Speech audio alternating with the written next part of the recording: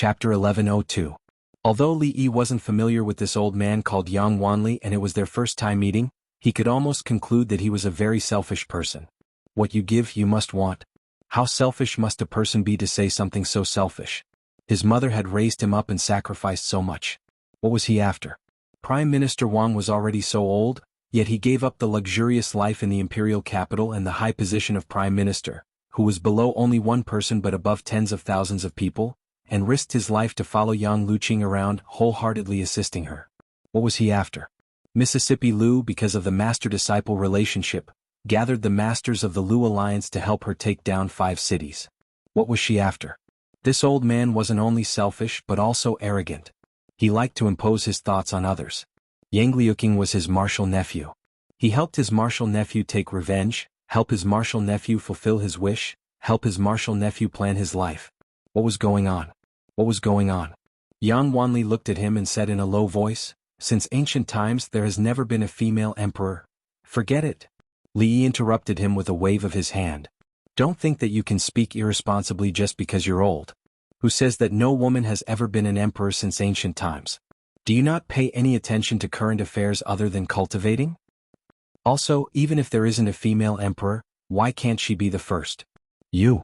Yang Wanli was speechless at Li Yi's question.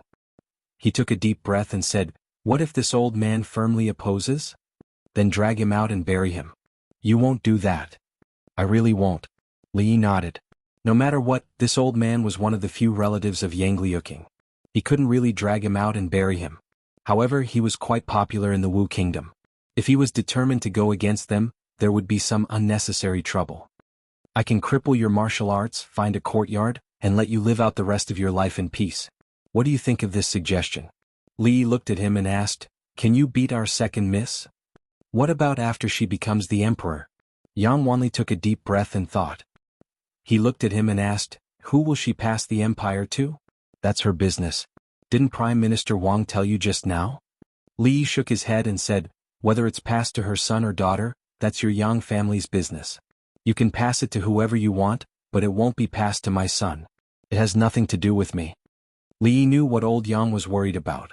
He wasn't worried that Yang Liuqing would become the first emperor in the Wu kingdom or even the world. He was worried that Yang Liuqing would interfere with the Wu kingdom's imperial power.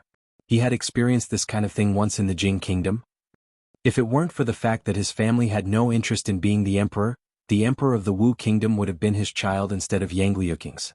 Old Yang would have been planted in the ground instead of standing here and talking to him. He had explained everything clearly. He glanced at Yang Wanli, turned around and walked out of the room.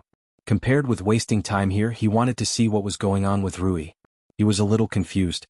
He hoped that Rui could make a breakthrough, but he didn't want Rui to make a breakthrough. He hoped that she could realize her wish, but he didn't want to live under her shadow for the rest of his life. If she didn't make a breakthrough, he would have a chance to turn things around. If she made a breakthrough, he could only be suppressed by her for the rest of his life. After a while, Rui had already walked out of the room. Li Yi walked over and asked nervously, "How was it? Did you make a breakthrough?" Mississippi Lu glanced at him and said, "I just had some enlightenment. It's not so easy to break through to the supreme power realm." Li Yi let out a long sigh of relief. Mississippi Lu looked at him and asked, "You seem to be very happy." Li Yi was startled and said, "I'm happy for you that you have a new understanding, but it's fine if you didn't break through. Elder Su said that you broke through by chance. After a while, let's go out and enjoy the scenery. Maybe when the chance comes you'll naturally break through." Li Yi patted her on the shoulder and said, "Student Rui, keep working hard. I believe that day will come." The appearance of Yang Wanli and Senior Tian was an accident. Under the influence of Su's sloppy charm, the matter was finally settled. Senior Tian leaned against the bed, took Yang Liuqing's hand and said apologetically, "Miss, I'm sorry." Yang Liuqing smiled, indicating that she did not care. Old Yang changed his clothes. He was not liked by the other 2 Supreme Power Realm Masters and was discussing something with Prime Minister Wang, Wei Liang, and the others. When he saw Li Yi walk into the room, he hurried over and called Yang Liuqing over, as if he was guarding against a thief. In fact, 3 Supreme Power Realm Masters were enough to sneak into the imperial palace of the Wu kingdom and use violent means to force the current Emperor Wu to abdicate. However, Senior Tian was seriously injured and her foundation was damaged. She needed a long time to recuperate. Old Su would definitely be by her side, so this plan could not be carried out for the time being. Secondly, Li Yi did not want to do this. Although forcing the Emperor Wu to abdicate could directly achieve their ultimate goal, it would only be a superstructure, and the foundation would not be stable. The Wu kingdom would still be a chaotic Wu kingdom, which was not in line with their original intention. The strategy they adopted was to fight and govern, establish a foothold in the northwest, and expand one state and one city after another. Although this would take some time, after she ascended the throne, the internal strife of the Wu kingdom would also end. With a wave of her hand, it would be a new era of the empress. She was injured and needs to recuperate. This time I won't go back with you. Su looked at Senior Tian on the bed, then turned to look at him and said. Li Yi nodded. The Wu kingdom was basically settled. Shuzhou and Rui City had been stable. Su would stay here to take care of Senior Tian and protect Yang Liuqing at the same time, in case old Yang regretted it. Since he had taken the initiative to suggest it, there was no need for him to say it himself. In fact, they did not have anything important to do next. They would probably go sightseeing, travel around various countries, fulfill Rui's Jianghu dream, and accompany Rui and the others. Of course, in the process, whether it was the Qi kingdom or the Jing kingdom, there were still some things that needed to be settled. Of course, these were all things that needed to be planned after they returned to Rui City. Su thought for a while, then looked at him and asked, "You are going to the Qi kingdom, right?" Li Yi nodded slightly. It was a must to go to the Qi kingdom. The business in the Qi kingdom had been handed over to Miss Lin. Even he himself did not expect that he would be a hands-off boss for 4 years. Every year, the silver shipped from the Qi kingdom accounted for more than 10% of the total income of the mansion. It seemed to be only 10%, but it was already a very terrifying number. In these 4 years, apart from a regular letter, he had no other contact with Miss Lin. In addition, it was time to settle the grudges with the Taoist nun and the holy religion. Su looked at him and said, "If there is any news about the Taoist nun, let me know immediately." Su was a very strange person. He had suffered so much in the past, and the main culprit was obviously second great uncle, but he could not forget the Taoist nun, thinking day and night of teaching her how to be a good person. This was a typical case of bullying the weak and fearing the strong. What Taoist nun? The old woman leaning against the headboard suddenly asked. A female grandmaster. Li Yi thought for a while, then said, "She is old friends with Su." A female grandmaster? Elder Tian's eyes moved. He looked at Su and asked, "If there is any news, I will let you know immediately. Do you really want to see her?" "Yes." Su nodded, then gritted his teeth and said, "Even in my dreams." Li Yi sighed, then turned and walked out of the room. As a single dog who had been single all his life, there were some things that he could not teach him if he did not experience them himself. Today's lesson should be able to let him understand a little. When faced with extreme situations, he should erupt with a strong desire to survive, and not a strong desire to die. Chapter 1103. Su seemed to have understood something. When he walked out of the room, his expression was one of astonishment and contemplation. He looked at Li Yi, who was standing in the courtyard, and asked, "Why is she angry?" Su's question was very good. Why is she angry? Why is she still angry? Why is she angry again? These were 3 world-class philosophical questions, each more difficult than the last. Countless scholars, ancient and modern, Chinese and foreign, had studied these questions, but none of them had come to a conclusion. This was an unsolvable problem. When she was angry, the only way to survive was through a strong desire to live. Li Yi thought for a moment and said, "Never tell a woman that you miss another woman in front of her, even if you don't treat her as a woman or even as a person." Su was confused. "But that damn Taoist nun is my enemy." "First of all, she is a woman that you dream of." Li Yi looked at him and said, "Other than Elder Tian, the only woman you dream of is your mother. But my mother passed away decades ago. So there are no exceptions." Li Yi felt that he had made it clear enough. If Elder Su still did not understand the deeper meaning behind his words, then he was not prepared to teach him anymore. It would be more dignified to talk about a smart, naive and adorable student like Shou Ning. If he were to talk about a student with such poor comprehension skills, he, the great King Jing, would not be able to bear the embarrassment. Su nodded as if he understood.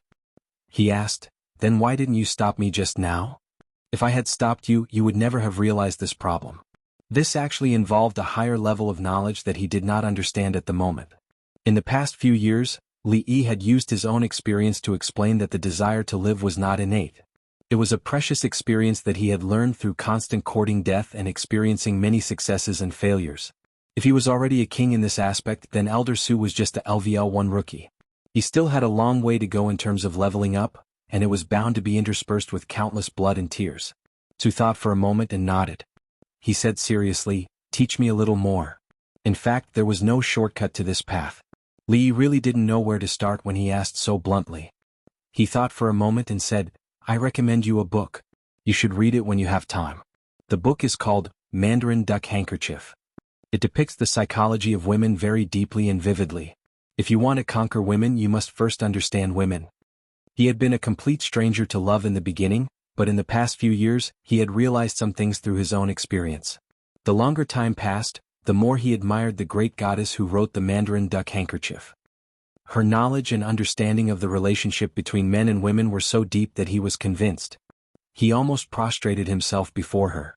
"Mandarin Duck Handkerchief?" Su nodded and asked, "Where can I buy it?" This was the key question. Mandarin Duck Handkerchief could only be found in the Jing Kingdom, and it was also copied among women.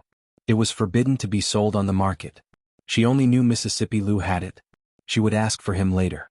"I'll ask for you later." Li thought of something and asked, "You said that Rui needs a chance to break through to the supreme power realm. What is a chance?" He still hoped that Rui could achieve her wish. Even if he would be under her for the rest of his life, he did not care. It did not matter to him whether he was on top or below as long as she liked it. Su looked out of the courtyard wall and said, "Between life and death, love and hatred." Li looked at him and asked, "Which one do you belong to?" "Back then I was high-spirited and vigorous. I roamed the Jianghu and helped the weak. I made many enemies. One time I was chased by my enemies and my life was hanging by a thread. Only then did I comprehend the great path of a grandmaster. One aperture after another, I turned defeat into victory and killed all my enemies with my sword." Su said it casually, but Li heard the thrill in it. People's potential was forced out. Between life and death, one could realize the slim chance of survival and break through the shackles of martial arts. Sounded like it. But how many people in the Wu Kingdom and how many Supreme Power Realm Masters were there? The old lady lying on the bed must belong to the second kind. Yang Wanli did not know, but he was the first kind. There were so many people who practiced martial arts in the Wu Kingdom, but there were only 2 people who broke through to the Supreme Power Realm between life and death. What about the others? Those who did not break through were all dead. Li did not want Rui to choose the first way. If something happened to her, who could he find a sister-in-law who could cook so well? He looked at Su and asked, "What does love and hatred mean?" "Separation in life and death, great joy and great sorrow and great ups and downs." Great joy and sorrow and great ups and downs belong to emotions. It was not difficult to understand. It was similar to turning sorrow and anger into strength, or suddenly exploding in a small universe. Taoist nun belonged to this kind. Her whole family was slaughtered, so she became a young supreme power, but there was also a risk. If after great joy and sorrow she did not break through to the supreme power realm, but had a cerebral hemorrhage and epilepsy, it would not be worth it. He frowned slightly and asked, "Is there no other gentler way?" "That depends on your luck." Su shook his head and said, "Yang Wanli became a supreme power after a night's sleep. As far as I know, your wife did not spend much effort to become a supreme power. Changda was born with a disability, so he is different from normal people like us. We can't compare him. That ox nose in your Jing Kingdom is famous all the time, but he is only a supreme power." Li looked at him and asked, "After saying so much, if you want to become a supreme power?" Su nodded and said, "It still depends on your luck." After saying so much, they went back to the topic of luck.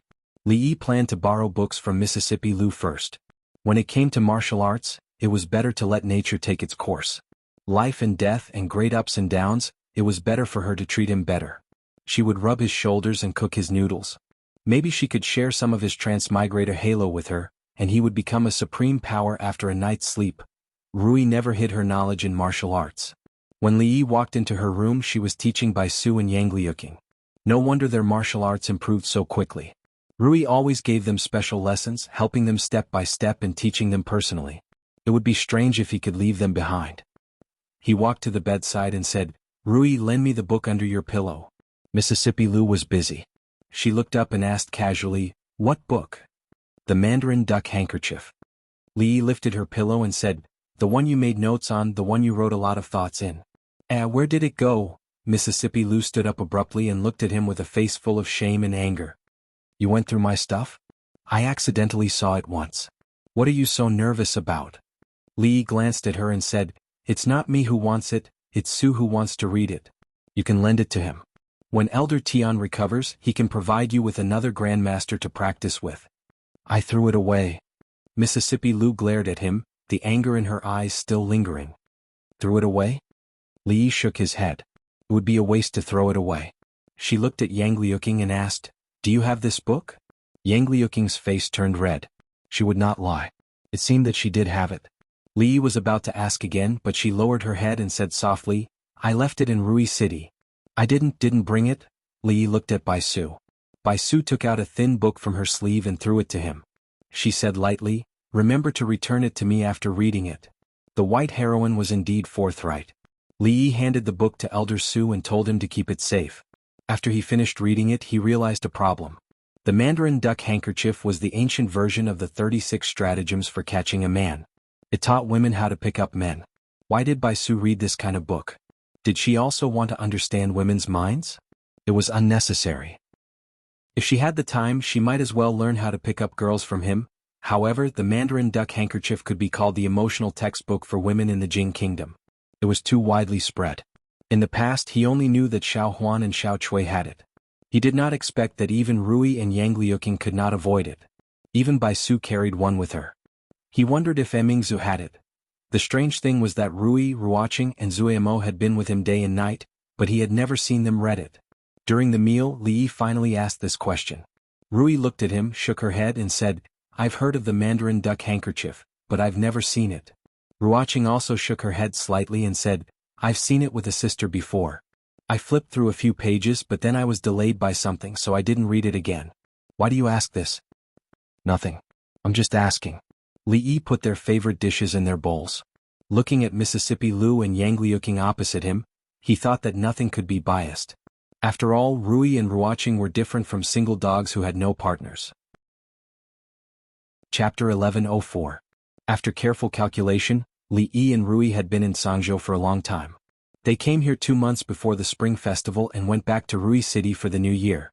Just after the Lantern Festival, they came to Sangzhou again. Previously, he was worried that Yang Liuqing and the others would not be able to carry out all aspects of work smoothly after they took over Sangzhou. After such a long time of learning, she had a clear understanding of the revolutionary routine. Since she could be a good leader, Li had nothing to worry about. With old Yang and Su watching over her, Li no longer had any concerns about her safety. After staying in Sangzhou for a few more days, it was the day of departure that Li and Rui had discussed. Zuemo and Li Mu were still waiting for them in Rui City, so it was not good for them to stay in Sangzhou for a long time. Moreover, the Wu Kingdom's worries were gone, and there would not be any problems in the following development. Li had no reason to stay here. Senior sister, goodbye. Li Duan sat in the carriage, lifted the curtain, and waved at Yang Liuqing vigorously. Yang Liuqing was his senior sister in name, but in fact she was half his master. Rui only spanked him when he was disobedient, and the usual teaching was done by Yang Liuqing. Rui and Ruoqing got on the carriage and Mississippi Lu, Bai Su and Yang Liuqing talked. Bai Su was not the number one master under Mississippi Lu, but she did grow the fastest. Whether it was martial arts or broad-mindedness, she was deeply trusted by Mississippi Lu. It was not too much to call Bai Su her right-hand man. Senior Tian still needed a long time to recuperate, but small-scale activities were not a problem. She stood with Su and saw them off. I'll look for you after she recovers. Su took a few steps forward and said. Then he lowered his voice so that only he and Li could hear and whispered, If there's any news about Taoist nun, send me a letter immediately. Actually, he did not have to speak so softly. Senior Tian's body had not yet recovered, so he could not hear what he said. Li looked at him and said, Before I leave, I want to teach you one last principle. Su nodded and pretended to listen attentively. Whatever Li taught him, he followed it as a philosophy of life. Never trust others unconditionally. A smile appeared on Li's face as he said, Except for yourself. A puzzled look appeared on Su's face. What do you mean? Li patted him on the shoulder and said with a smile, Don't worry. If there's any news about Taoist nun, I'll send you a letter immediately. Li did not deliberately lower his voice so it was clear. When he felt a sharp gaze behind him which made his back feel a little cold, Su finally understood what Li wanted to teach him. He narrowed his eyes and gritted his teeth. I'll remember it. When Li turned around and was about to leave, he clearly saw that the old man named Yang Wanli let out a sigh of relief. He wanted to tell him that he was thinking too much and that he had no interest in the Yang family's Wu kingdom at all. But after thinking about it, he gave up. He liked to guess, so let him keep guessing. He waved to the crowd, and when he turned around again, a voice came from behind him. "Uncle." He turned around and saw Yang Liuqing coming over. Yang Liuqing walked to Li Yi's side, looked at him and asked, "Uncle, I don't know when we can meet again after this farewell. Can I hug you?" Not far behind her, Yang Wanli's body stiffened and his face changed greatly. Li Yi was also taken aback. Then he smiled and opened his arms. Yang Liuqing paused for a moment, then took a step forward and gave him a light hug. They separated as soon as they touched. A smile bloomed on her face as she waved her hand. "Martial aunt, goodbye, goodbye." Li Yi waved and got on the carriage. Bai Su walked out from behind Yang Liuqing and looked at her with a hint of teasing on her face. She said, "Our otherworldly empress, which man do you want to deal with that mandarin duck handkerchief?" She whispered in her ear and walked to the carriage with her hands behind her back. Then she turned around and waved. "Let's go." The group of carriages moved further and further away. Yang Wanli's face was as black as charcoal. "Su Tian, come in with me." Senior Tian looked at Su Tian, then turned around and walked back to his room. "Little brat." Su sighed softly and followed in with his head lowered. Yang Liuqing watched the carriages go away. After a long time, she let out a sigh of relief. When she turned around, her aura was completely different. She looked at Wei Liang and Qin Qing standing behind her and said, "Send a letter to the provincial governors of Su Prefecture and Qin Prefecture. I will only give them 3 days to consider. If they don't surrender in 3 days, they won't have the chance to surrender anymore." Wei Liang knelt on one knee and cupped his fists. "Understood." It had been a few days since Li Yi returned to Rui City. Rui Zuamo, and even his godmother felt that Sangzhou was a place of slaughter. Countless souls had died on the battlefield, so they didn't want Li Mu and Yong Ning to stay there for long. After not seeing him for a few months, little Li Mu really missed him. She even wanted to sleep with him. It was said that daughters and fathers were close, and this was true. This matter made Zuamo very jealous. After all, she was the one who gave birth to Li Mu and had always been by her side. Seeing how close she was to Li Yi, she could only call her Little Heartless. Li Mu, who was about to be 1 year old, could already say words like father and mother. Under Zuamo's guidance, she could also say some other words. The rest of the credit belonged to Yongning, who watched her and talked to her all day. At 11 years old, Yongning no longer looked like the little girl with dementia 5 or 6 years ago. When Li Yi first saw Shanning, she was probably her age. She was his aunt and also the king of the children in the family. The person Li Duan admired the most was her because her martial arts were better than Li Duan's, and she would play with him. There were no peers around him, and the one who was the youngest than him was his aunt. Li Duan was talking to Li Mu at the side. "Xiaomu, when you are a little older, brother can play with you. You have to grow up quickly. When you grow up, Xiaonyang will come to see you," Li Mu giggled. Xiaonyang? Li Yi sat in the yard, drinking the grape wine that Xiaozhu had made for a long time. Unfortunately, there was no one to drink with him. Fang could barely be considered half a companion, but he was busy with other things these days. He was about to go on a long journey, and he didn't know how long he would be gone this time. Naturally, there were a lot of things to prepare. Rui was also very busy recently. Before she left, she needed to pick some people to go with her, and the matters in the league had to be arranged properly. Bai Su also liked to drink, and as her chest became more and more erect, her attitude towards him became better and better. Unfortunately, she followed behind Mississippi Lu all day long, and Li Yi really couldn't find anyone for a while. He sighed and raised the wine cup. Halfway through, he suddenly put it down and lightly slapped his palm behind him. The two palms collided, and Li Yi felt as if his palm had fallen into a ball of cotton, unable to advance or retreat. In just an instant he understood 2 things. First, the other party had no ill intentions. Second, the other party's strength was far superior to his, and it could even be said to be heaven and earth apart. A sinister voice came from behind him. "Not bad, I haven't seen you for a few years, and you haven't slacked off in martial arts." The voice was very familiar, but he hadn't heard it for a few years. Li Yi was stunned for a moment, and the next moment, a smile appeared on his face. He looked at Fang, who had just walked into the yard, and laughed loudly. "Bring the wine, the strongest kind." Chapter 1105. Chan was a man who always spoke in a gloomy way and had a deadpan face, which made him very unpopular. His name was enough to make countless officials and nobles in the capital tremble with fear. Ordinary people might not have heard of Manager Chang, but in the rich and powerful families, his name could stop children from crying at night. Li Yi had never felt so close to this deadpan face as he did now. Fang brought the strongest wine in the mansion. It was not the kind of wine that was distilled by industrial distillation. It was the first batch of wine officially brewed after the improvement of the process. I've been to a lot of places and drunk a lot of wine in the past few years. Your wine is the best to my taste. No wonder His Majesty couldn't forget it. Chang didn't drink like Fang and the others who drank with their heads raised. After drinking, a small part of the wine was spilled on his neck and body. He drank cup by cup and sometimes he savored it carefully. He didn't waste a drop. He had followed the former emperor for most of his life, so he always talked about him. After drinking a few cups, Li Yi slowed down and asked, "Where have you been these years?" Chang refilled his cup and said, "Everywhere north and south of the Yangtze River. His Majesty had a wish when he was alive. He wanted to go to every state and every county in the Jing Kingdom. His Majesty is gone, so only I can fulfill his wish." The former emperor once said that he wanted to go to every state and every county in the Jing Kingdom, so Chang's footprints had been to every state and every county in the Jing Kingdom. With such a loyal servant, the former emperor's spirit in heaven should be very happy. Li Yi took a sip of wine and asked, "What's your plan next?"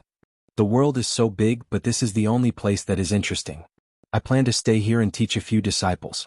I'll enjoy a few years of peace and happiness. What do you think, Your Highness King Jing?" What was there to think about? Li Yi agreed with both hands and feet. Chang was a guru and one of the best among the gurus. He was as rare as the feathers of a phoenix or the horns of a qilin. Compared to a guru, the national first-class protected animals paled in comparison. Once old Tian recovered from his injuries and with the addition of Su, Li Yi counted with his fingers, it would be incredible. If he could also capture old Taoist Yuan, their family would have the 5 unparalleled masters. This was not even considering second great-uncle or Rui, who was half a step into Grandmaster. In the future we can turn Rui City into a retirement home for the Grandmasters. High benefits and pensions will provide a strong guarantee for these lonely old heroes in their later years. We welcome all the Grandmasters to settle down here, Grandpa Chang. Yongning ran over from afar with a smile on her face. Her voice was crisp and filled with joy. "Your Highness Yongning." Changde looked at her and revealed a rare smile. "Your Highness has grown so tall in just a few years." Li Duan followed behind Yongning. He had seen Chang when he was young. However, he was too young at that time and probably did not have much of a memory of him now. He looked at him curiously. "This is your duenna, isn't it?" Changde grabbed his arm and squeezed it. He nodded and said, "His foundation is not bad. He's a good seedling for martial arts." He extended his hand and searched Li Duan's body from head to toe. When his hand reached his crotch, Li Duan finally could not help but run away. He hid behind Yongning and looked at Changde with fear in his eyes. "Not bad, not bad." Chang repeated the word "not bad" a few times. This was extremely rare. Dragons would give birth to dragons and phoenixes would give birth to phoenixes. Rui had broken through to Grandmaster at a young age. Naturally, her son would not be bad either. Su had also said that his son's foundation was very good and much better than his father's. During this period, under the awe of Mississippi Lu, he had been exceptionally diligent in his cultivation. Rui and Su would often give him pointers. There was no shortage of grandmasters around him. His future achievements would not be too low. Chang looked at him and said, "I have never accepted a disciple in my life. I don't want my martial arts to be lost. Your son has a good aptitude. It won't be a disgrace to my name if I accept him as my disciple. What do you think?" It was naturally good to have a grandmaster as a disciple. However, Su had also expressed the intention to accept Li Duan as a disciple when he was a little older. Li Yi hesitated for a moment and asked, "Master? I don't need to purify my body, right?" Li Duan tugged at Yongning's sleeve curiously and asked, "Little aunt, what is purifying my body?" Yongning shook her head and said, "I don't know either." Li Yi carried Li Duan over and whispered something in his ear. Li Duan's eyes widened. He jumped down from his legs and ran outside quickly. He was a man. Only those with a small penis were men. He did not want to cut it off. Even if this old man was very powerful, even if he was more powerful than his aunt, he would not cut it off. Li Yi watched him run out and said, "Su has the same idea. Let's wait for Li Duan to grow up a little." "That Su guy?" Chang frowned and said, "That Su guy's martial arts are lousy. How can he be compared to me?" Li Yi knew about the grudge between Su and Chang. A few years ago, he had personally witnessed the battle that involved a man's pride. That battle ended in a draw. Since then, Su had been looking for trouble at second great-uncle's place every day. He was no longer the Su Tian from 3 years ago. Chang had been touring the world these few years. He did not know if he had achieved a breakthrough. He did not have the heart to tell Chang that Su was different from him now. He was old and had a sunset glow. When Elder Tian recovered, the two grandmasters would join forces and teach him a lesson in a matter of minutes. If old Yang's love-hate gay friend was added to the equation, Chang's chances of winning were close to zero. Chang De looked at Yong Ning, who was chasing after Li Duan, and nodded. He said, "You have taken good care of Her Highness Yong Ning these few years. You did not let His Majesty down." Li Yi cupped his hands. "It's my duty, but what about Her Highness Emingzu and Shaning?" Chang De changed the topic. He furrowed his brows and asked, "You left them in the capital for many years while you enjoyed yourself here. What did you promise His Majesty back then?" Li Yi opened his mouth. This was a question that could not be answered in a few words. He paused, then said, "That's why I said that Li Xian is really not a good person. The previous emperor passed the throne to him, but he left everything to Emingzu. Is there any emperor like this? You were the one who promised the previous emperor. Come, let's drink. Don't change the topic. Let's get drunk." It had been a long time since Li Yi had gotten drunk.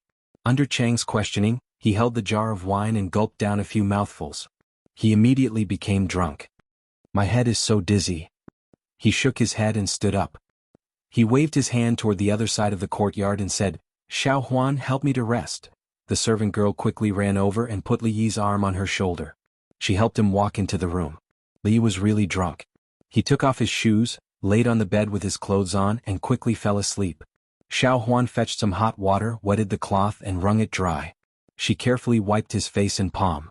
She had done this action countless times and could control her strength very well. Even in his sleep, a comfortable expression appeared on Li Yi's face. After she finished wiping Li Yi's face and palm, she put the cloth back into the basin, covered him with the blanket, and quietly left. When she reached the door, she turned her head back and looked at the figure lying on the bed. Her gaze was somewhat confused and dim. After a long time, she turned and left, leaving behind only a faint sigh. Chapter 1106. The difference between a good wine and a bad wine was the taste and the headache after a hangover. The wine he drank with Chang yesterday was his treasure. He didn't even want to let Xiao Zhu experiment with it. When he woke up in the morning, he only had a slight headache. Xiao Huan wet the towel and walked over to help him wipe his face. Li Yi took the towel from her hand and said, "I'll do it myself." He wiped his face. Xiao Huan took the towel from his hand and put it back in the basin. She turned and walked out. When he put on his clothes and got out of bed, he felt that something was wrong. It wasn't the first time he had this feeling. Ever since he came back from Cangzhou, he felt that something was different. But when he thought about it carefully, he couldn't remember what it was. He sat at the table and frowned. This feeling made him very uncomfortable. He woke up late this morning. Rui and the others had already finished breakfast. Xiao Huan brought the heated food in, put it on the table, and walked out. Li Yi picked up the chopsticks. Halfway through, his expression froze. He knew where the difference came from. Quiet, too quiet.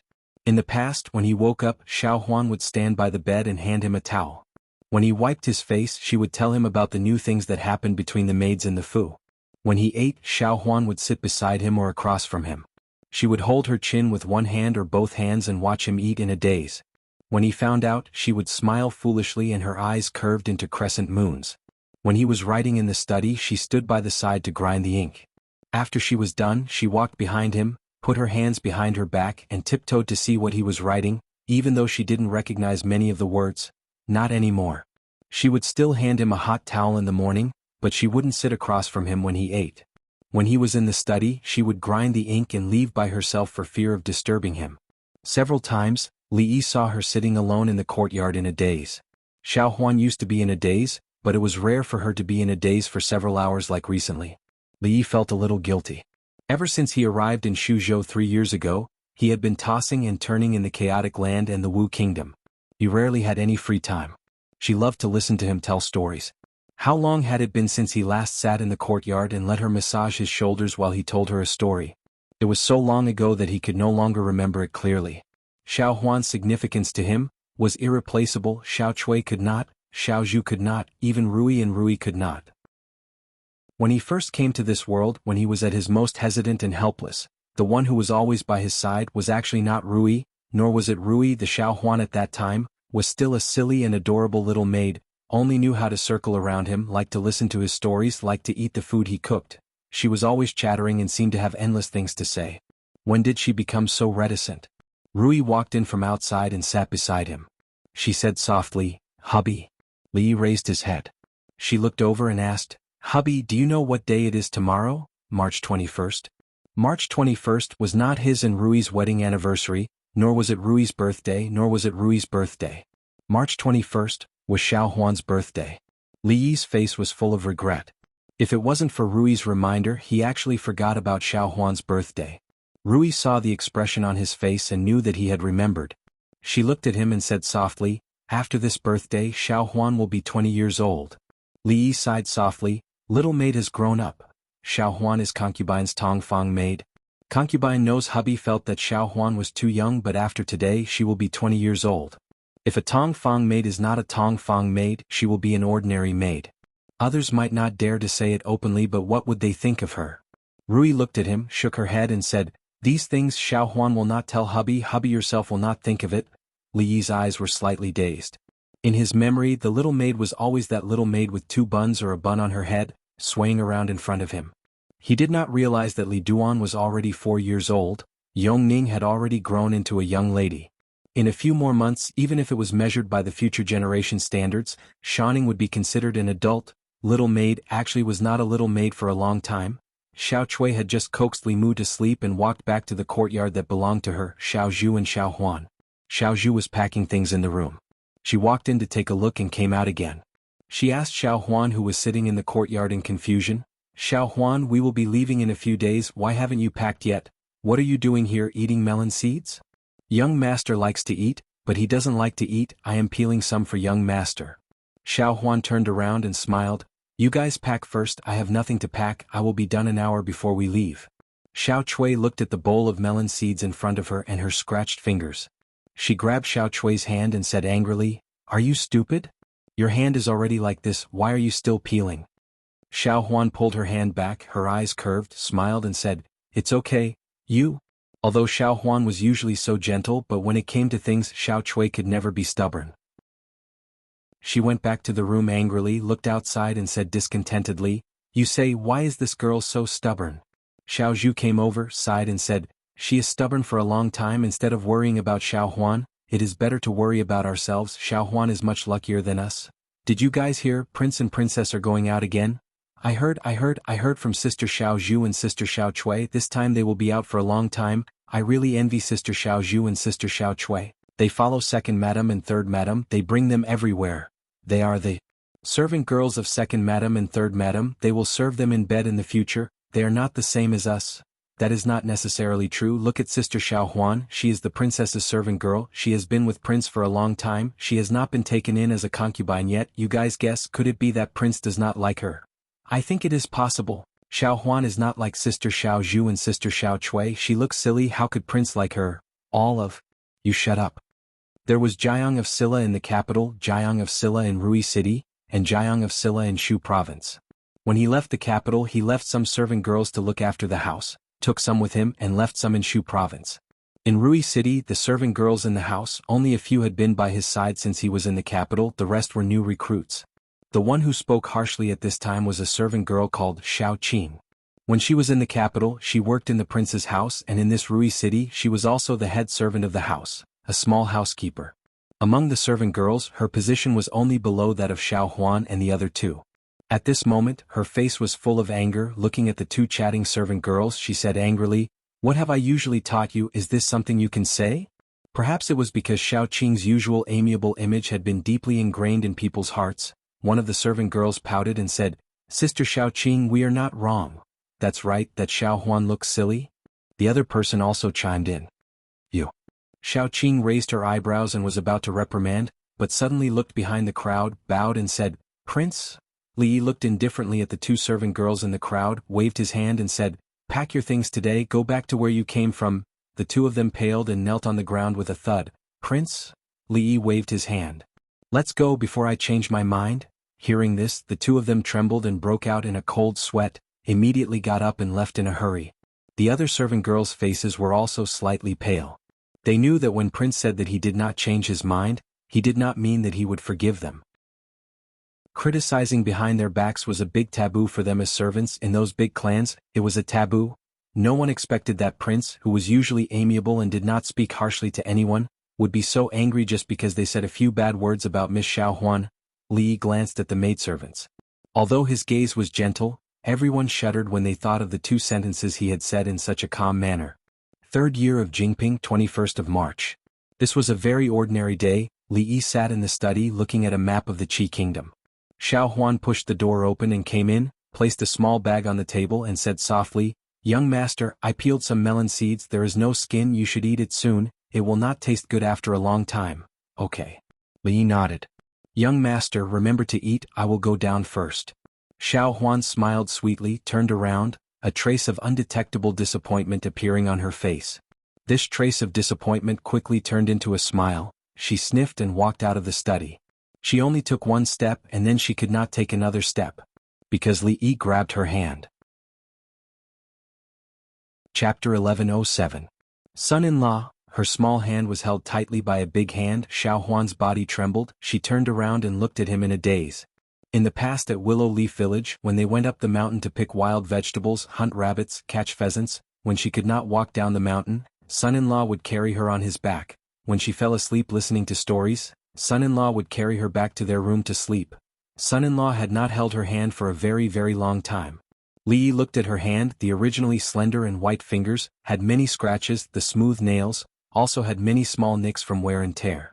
Li Yi used both hands to hold her hand, softly said, "Why are you so silly?" Her eyes curved again. 2 dimples appeared at the corner of her mouth. Softly said, "Son-in-law, Xiaohuan is not silly. Xiaohuan is willing."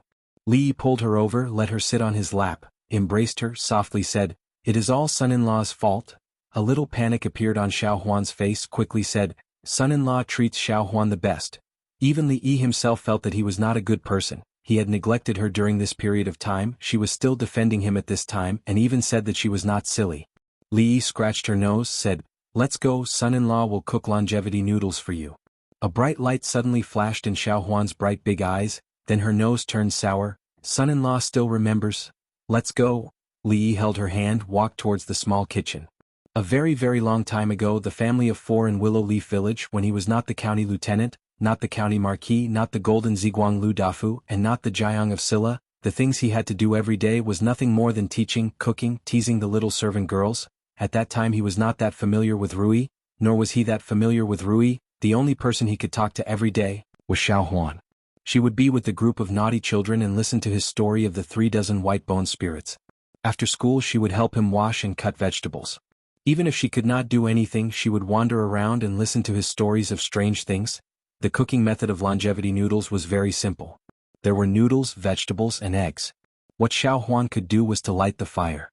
Her favorite thing to do was to light the fire. She sat by the stove and poked her head out to take a look. She said, "Young master, 1 egg is enough. I can't eat 2. There's no reason to put only 1 egg in the longevity noodles. You have to put 2, not 1 more, not 1 less."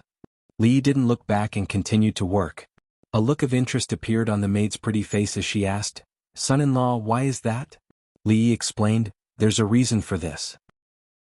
2 eggs means good things come in pairs." A look of worship appeared in the maidservant's eyes again.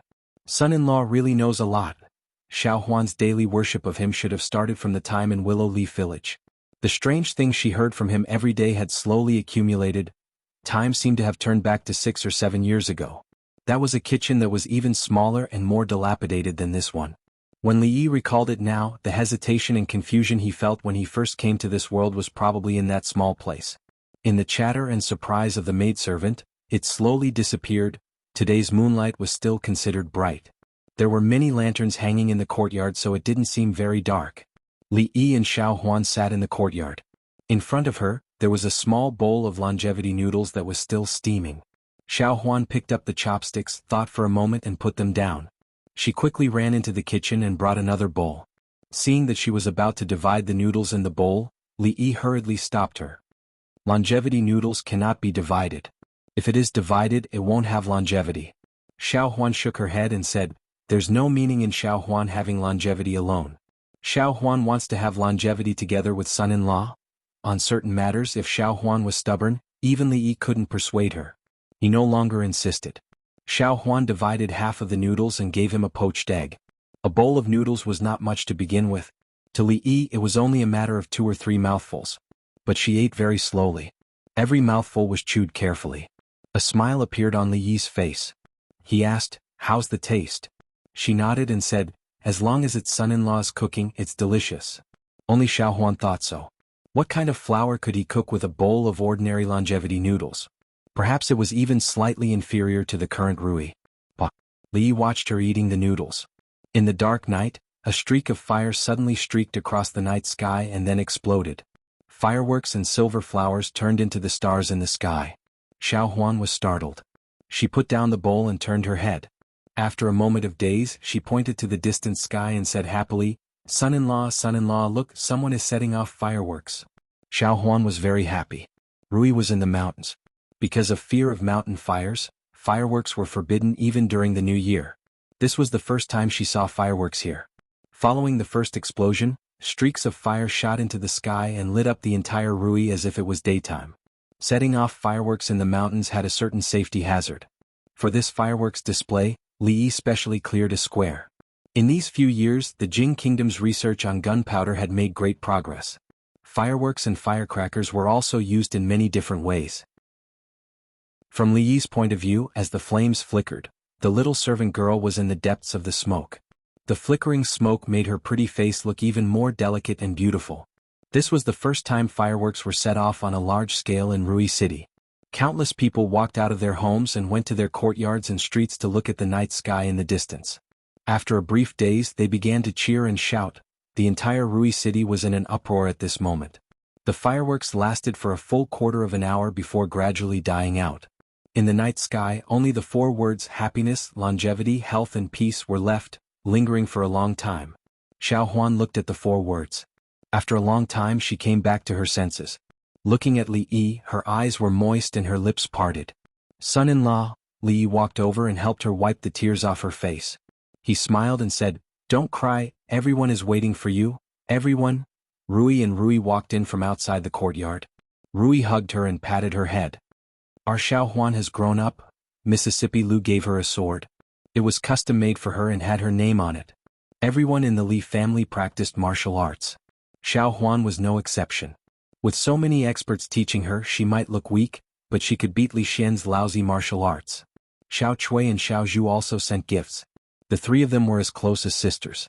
Naturally, they couldn't be left out. Even Li Duan had a gift. It was a small person that he had carved with a knife. Although it couldn't be seen that it was a small person, it was still a token of his heart. The people in and out of Rui City might not know whose birthday was on the 21st of March, but they would always remember this day. Because every year on the 21st of March, there would be a grand fireworks display in Rui City.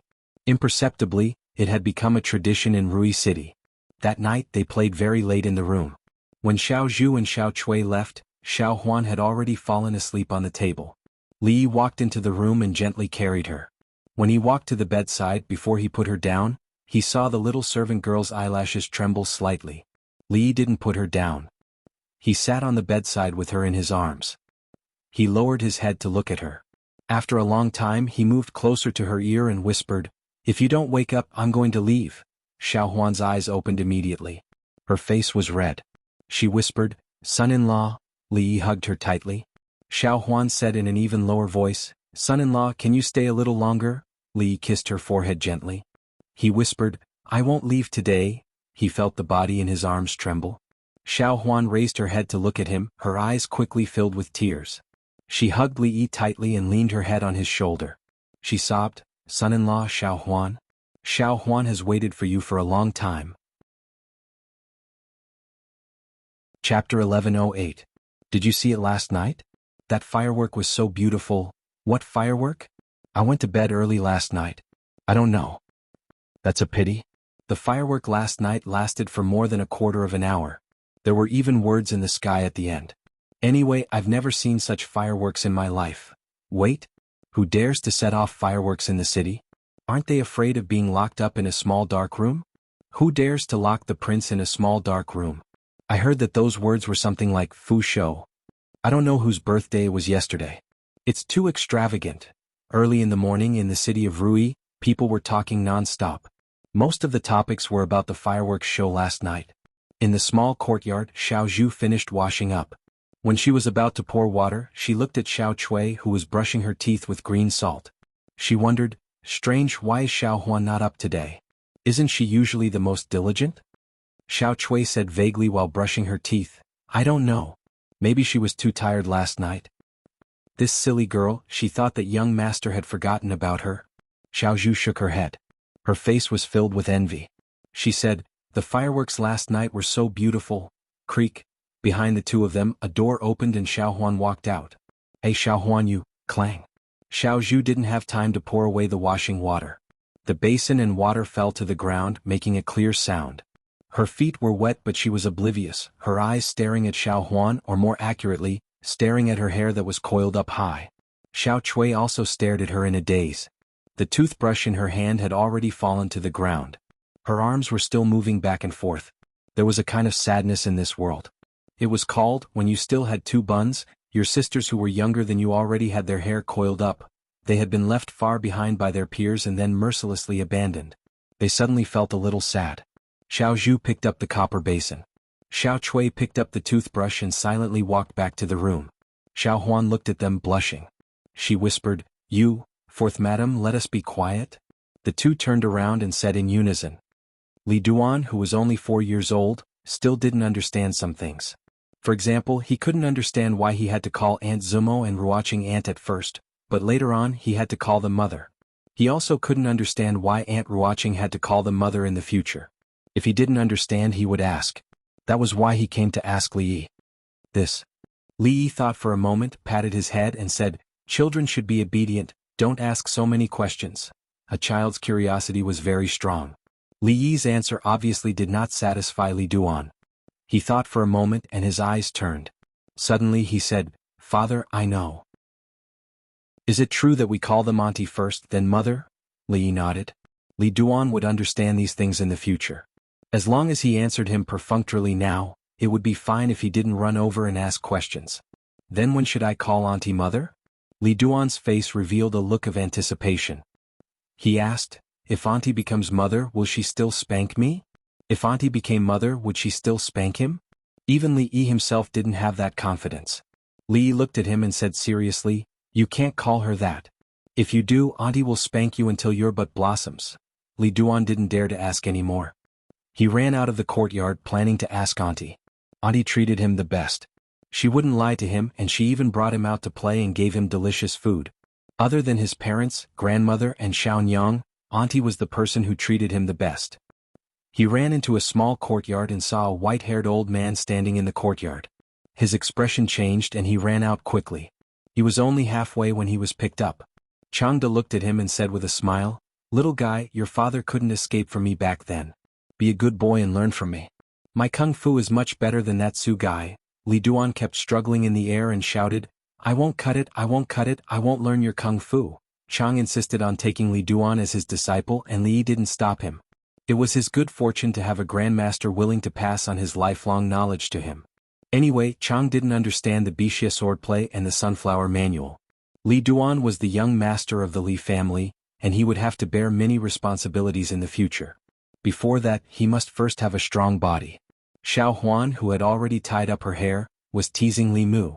Compared to yesterday, although her identity and status had changed, but why did it look like it was just a change of hairstyle?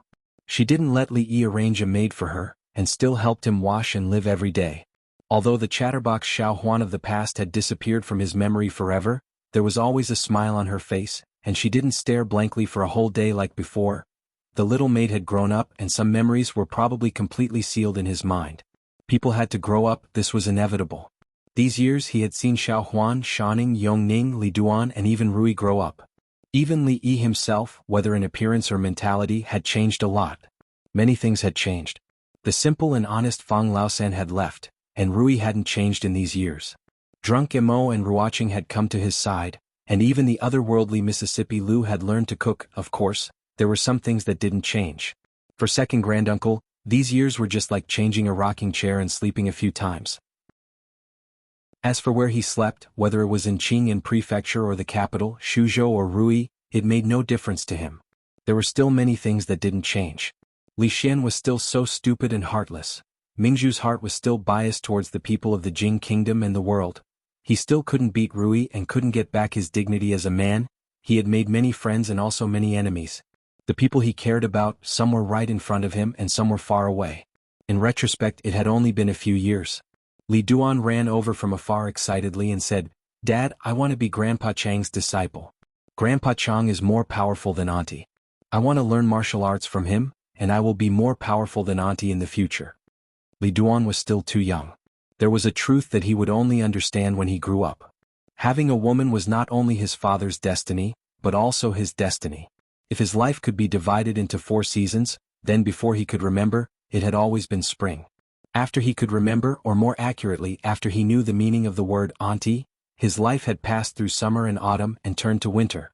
Li couldn't bear to hurt a 4-year-old child. He hadn't experienced Rui's power. In another 2 years, even his master wouldn't dare to say that he was more powerful than Rui. Otherwise Chang wouldn't have blushed. He should have blushed for deceiving a 4-year-old child at his age. Fang strode in from outside and said, "Young master, everything is ready. When should we leave?" Li thought for a moment and said, "Early April then." The world was big and life was not limited to Fang and Changda. There were also Wanru and the Taoist nun in the Qi kingdom, Shaning and Emingzhu in the capital. Chapter 1109. A long time ago, Li Yi had been planning a long journey. Since the early years of Jinghe, for a long period of time, their family of 4 had been focused on survival. At that time he had introduced candied hawthorns, strong liquor, and Rui Do only because he wanted his family to have enough to eat, live in a big house and not have to worry about their livelihood. Later, when he came to the capital, whether it was to promote various reforms in the Jing kingdom or to help Emingzhu build momentum, they were all half-heartedly welcomed. In fact, it had nothing to do with him. Not long ago he helped Yang Liuqing to rebel. Although there was a small, almost negligible, subjective factor in it, it was not closely related to him. Li Yi felt that he was not even as good as Fang. In the summer of the early years of Jing He, Fang once told him that his dream was to have a beautiful wife and a big house.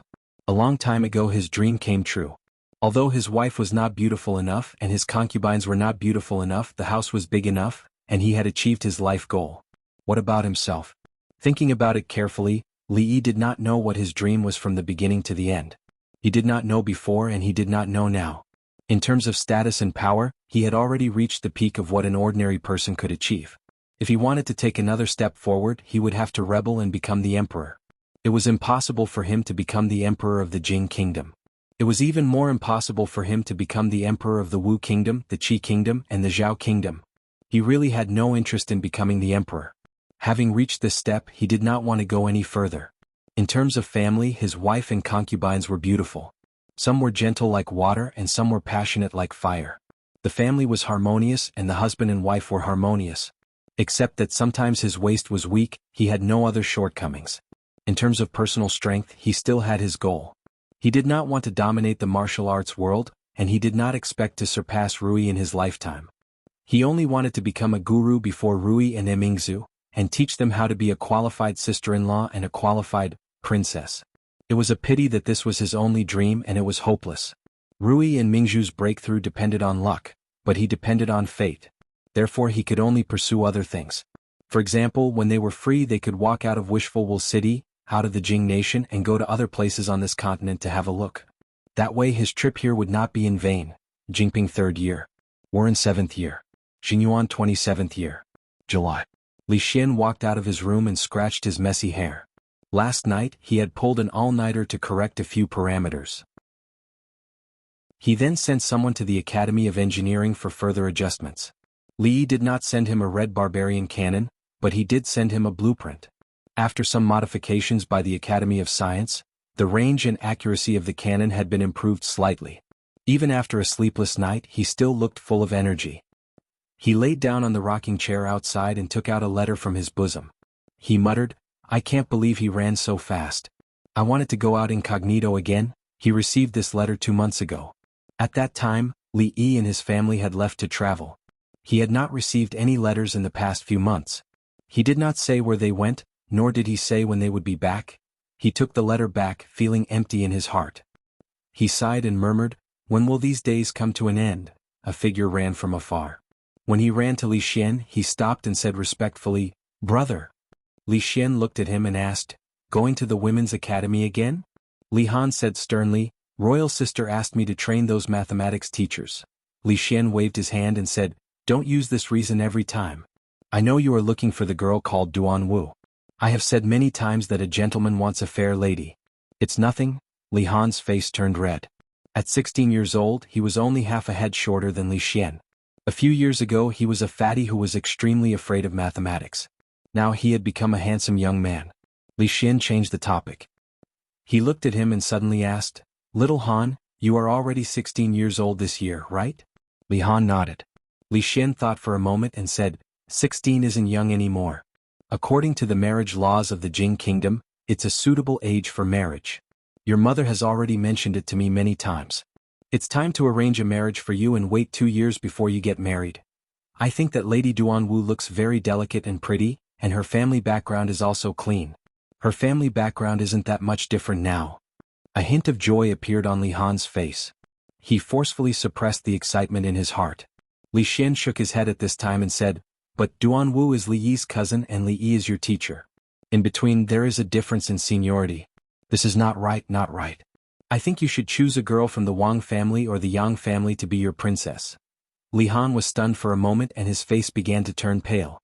Li Xian stood up from the rocking chair and said, "However, if you really like that girl Duan Wu, it's fine. I can help you.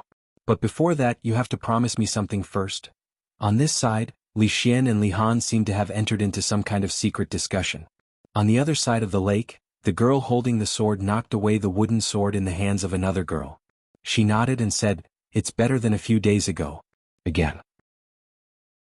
The girl picked up the wooden sword and rushed over again. The clothes of the two figures fluttered in the wind. Their postures were beautiful and pleasing to the eye. On the side of the lake, two women looked over. On the left, a woman wearing a phoenix coronet withdrew her gaze from the two girls and looked at the other person next to her and said, "In the blink of an eye, Shaning has grown so big. If I remember correctly, after this year she will be 18, right?" The woman on the right who looked younger nodded and said, "Sister remembers correctly. This year Bing Ning is already 18 years old. Time makes people grow old. Now even Bing Ning has grown up. It seems that we are really old." The woman who was already the Empress Dowager sighed and said, "It's time to find a good husband for her. I'll ask Xian to pay more attention to see if there are any young talents in the capital city who are worthy of her." Concubine Yin shook her head and looked at the girl on the lawn and said, "Your Majesty is busy every day. Don't worry too much. Bing Ning, it's not time yet." The 3rd year of Jingping in the Jing Kingdom was the 7th year of Warren in the Wu Kingdom and the 27th year of Jinyuan in the Qi Kingdom. This year, for the Jing Kingdom, was a year of recuperation and continued growth. In the past few years the people's taxes had been reduced again and again, but the national treasury was increasingly full. The agriculture and commerce went hand in hand, and the country's military strength was even more powerful. It seemed to be suppressing the Qi Kingdom and becoming the leader of all countries. Compared with the Jing Kingdom, the situation in the Wu Kingdom had changed dramatically. At the beginning of the 7th year of Warren, eldest Princess Duanrong made a strong comeback and seized 6 provinces, including Cangzhou, Nanzhou, and Linzhou. Later, several provinces surrendered voluntarily. In the past 6 months they had been recuperating and developing steadily. In a short time, they had taken over 17 provinces, which was almost half of the provinces controlled by the imperial court of the Wu Kingdom. In the 8th month of the 7th year of Warren, when Princess Duanrong had taken over 20 provinces, the imperial court finally realized that Princess Duanrong and the others had the strength to overthrow them. On the 13th of the 8th month, the Wu Emperor issued another decree. He would personally lead an army of 200,000 to suppress the rebels. On the 14th of the 8th month, the Wu Emperor was assassinated in the palace. Several ministers rebelled. Fortunately, the other guards fought each other to the death. Although they killed the assassins, the Wu Emperor was also seriously injured. On the 15th of the 8th month, during the morning court session, a eunuch sent word that the Wu Emperor's personal expedition was cancelled. In the 27th year of the Jinyuan era, this year, the Qi Kingdom was not as peaceful as the Jing Kingdom. There was no turmoil like in the Wu Kingdom, and the emperor did not go on 2 consecutive personal expeditions. The emperor of the Qi Kingdom's health was deteriorating, but he was still far from death. The two princes were still fighting for the throne with all their might.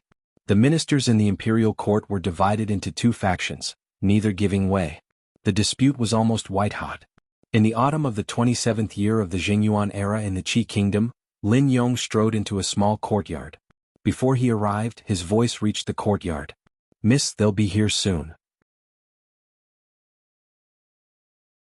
Chapter 11:10. Goodbye, Shopkeeper Lin. We'll leave this batch of goods to Shopkeeper Lin. If Shopkeeper Lin comes to Liuzhou in the future, please send someone to inform us. We'll have to rely on him in the future. A few stewards walked out of the courtyard and turned around to greet a woman. Although the person in front of them was a woman, she was known as the Hua Mulan of the business world. Not only was she outstanding in appearance, but her ability was also not to be underestimated. In a short span of 4 years, she was able to turn a small clan that could not be shown in public into a giant in the business world. Even those rich and powerful clans that had hundreds of years of history could not be compared to them. Of course, part of this was due to her heaven-defying background, but the role of this woman called Lin Wanru could not be ignored. They did not expect to be able to hitch a ride on the Lin family's wagon.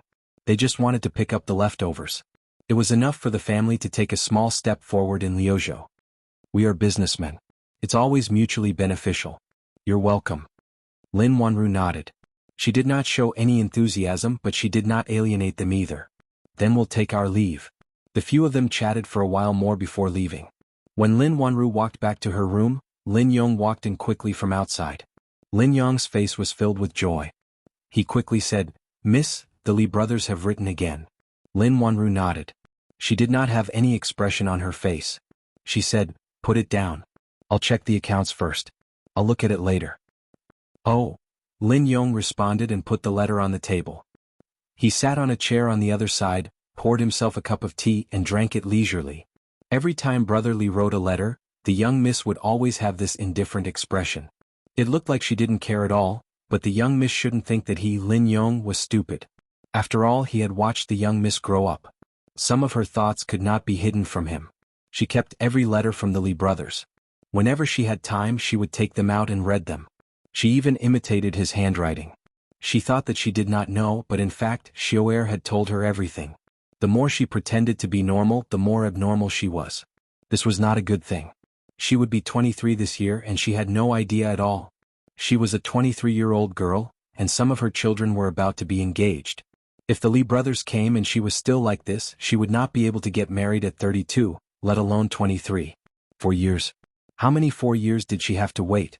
After drinking a cup of tea, Lin Yong finally could not help reminding her, "Miss, you are holding the account book upside down." Lin Wanru looked up at him and straightened the account book without changing her expression. She said, "Why don't you go out? Don't you have work to do?" Lin Yong grinned and said, "I have finished my work today. I want to have a cup of tea and have a rest." Lin Wanru looked at the account book for a while. When she reached for the teacup, she seemed to take the letter. She opened the envelope and casually took a sip of tea. She did not put down the teacup and looked at the letter. Lin Yong could not help saying, "In fact, you don't need to read it. The brother who sent the letter said that the Li brothers would be here in a few days." "Well, I see." Lin Wanru took another sip of tea and said calmly. "Mississippi," Lin Yong suddenly said. "Yes." Lin Wanru raised her head and looked at him. Lin Yong pushed the teapot over and said, "Pour some water into the teacup. You've been drinking with an empty cup for so long. I feel uncomfortable seeing you. Get out." Lin Yong ran out of the room in a sorry state. He picked up the account book that had been thrown out of the room and put it on the stone table outside. Then he sat down on the stone bench and put his hands behind his head. He hummed a tune and a smile appeared on his honest face. The Li brothers were finally coming. This was a once-in-a-lifetime opportunity. It was related to the marriage of the Mississippi. He had to be very careful and not let the miss do whatever she wanted in her previous life. To have such a considerate servant, how much good karma must the miss have accumulated in her previous life? Of course, it had been more than 4 years since he had eaten the food made by the Li brothers. Thinking about it, it was really memorable. Liuzhou was not part of the capital region of the Qi kingdom. It was some distance away from the capital, but it was still a major commercial town. This time, the leader of the Lin family came to Liuzhou to deal with the business of the Lin family in Shuzhou. There were many Lin family in the Qi kingdom. However, in the eyes of the businessmen in the Qi kingdom, there was only one Lin family that they usually talked about. That was the Lin family in Fengzhou. The Lin family in Fengzhou was a legend. In other words, the leader of the Lin family in Fengzhou, the woman named Lin Wanru, was a legend. 5 or 6 years ago, the Lin family was still a medium-sized family in Fengzhou. Several generations of them had been in the jewelry business. Although they could be regarded as a rich family, it was only relative to ordinary people. The family had some savings and did not have much power. There were a lot of families in every prefecture. However, 5 or 6 years ago the situation changed. First, the Lin family used a year to make the jewelry business famous in the Qi kingdom. Even the concubines in the palace wanted jewelry from the Lin family. Then, the development of the Lin family was even more unstoppable. 4 years ago, the Lin family started to get involved in perfume, underwear, ready-made clothes, soap, liquor, and many other industries. These were all profiteering industries in the Qi kingdom. The reason was that these things could only be found in the Jing kingdom. The businessmen in the Qi kingdom had to brave many dangers and difficulties to transport these things back from the Jing kingdom. Naturally, the prices were high. Since the Lin family got involved in these industries, this market was completely broken. The low-priced and high-quality goods were very popular among the people. However, it was not the case for many businessmen. Cutting off one source of wealth was like killing one's parents. Naturally, there were some businessmen who regarded her as a thorn in their side. However, when they wanted to take action against the Lin family, they found out how powerful the Lin family was. Since several families joined forces to make things difficult for the Lin family and alerted the third prince, no one dared to do so. Only then did they find out that the one who supported the Lin family was the third prince, who was at the peak of his power in the Qi kingdom and was even more famous than the crown prince. Since then, the Lin family developed even faster. Because of their powerful background and sufficient supply, they did not need to travel far to the Jing kingdom to get what they wanted. They avoided many risks. When it came to perfume, ready-made clothes, and other goods, all merchants in the Qi kingdom were willing to cooperate with them. In just 4 years, the Lin family became one of the wealthiest merchant families in the Qi kingdom from a medium-sized family in the Feng province. In terms of wealth, only a few families with deep roots could compare to them. In terms of influence, the Lin family with King Feng behind them did not lose to any of the wealthy families. Although all of this was on the premise that King Feng still had the upper hand in the competition with the crown prince, before that, the Lin family would not fall as long as King Feng did not fall. In fact, there was one more thing that no one could figure out. Even though the Lin family was backed by the third prince, the ready-made clothes and underwear of the Lin family could be imitated to a certain extent.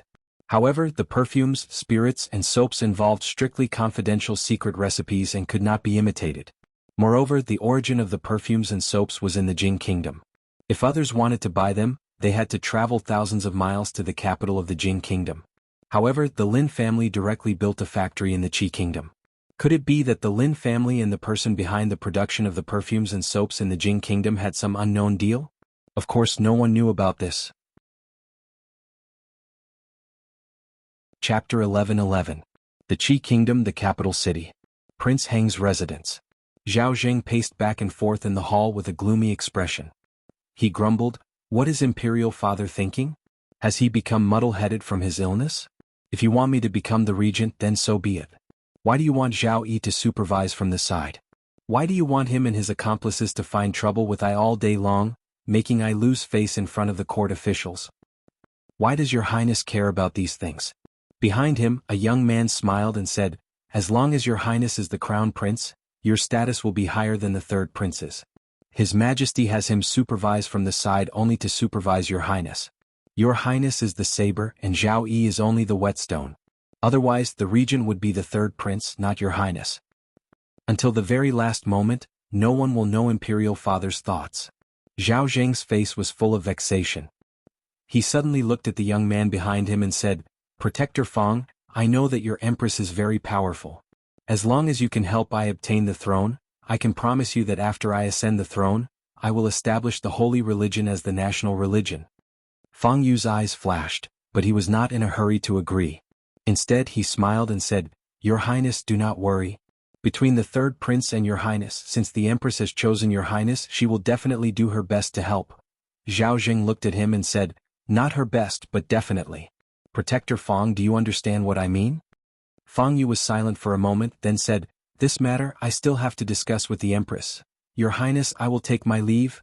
I still have some matters to attend to, so I will not see you off, Protector Feng.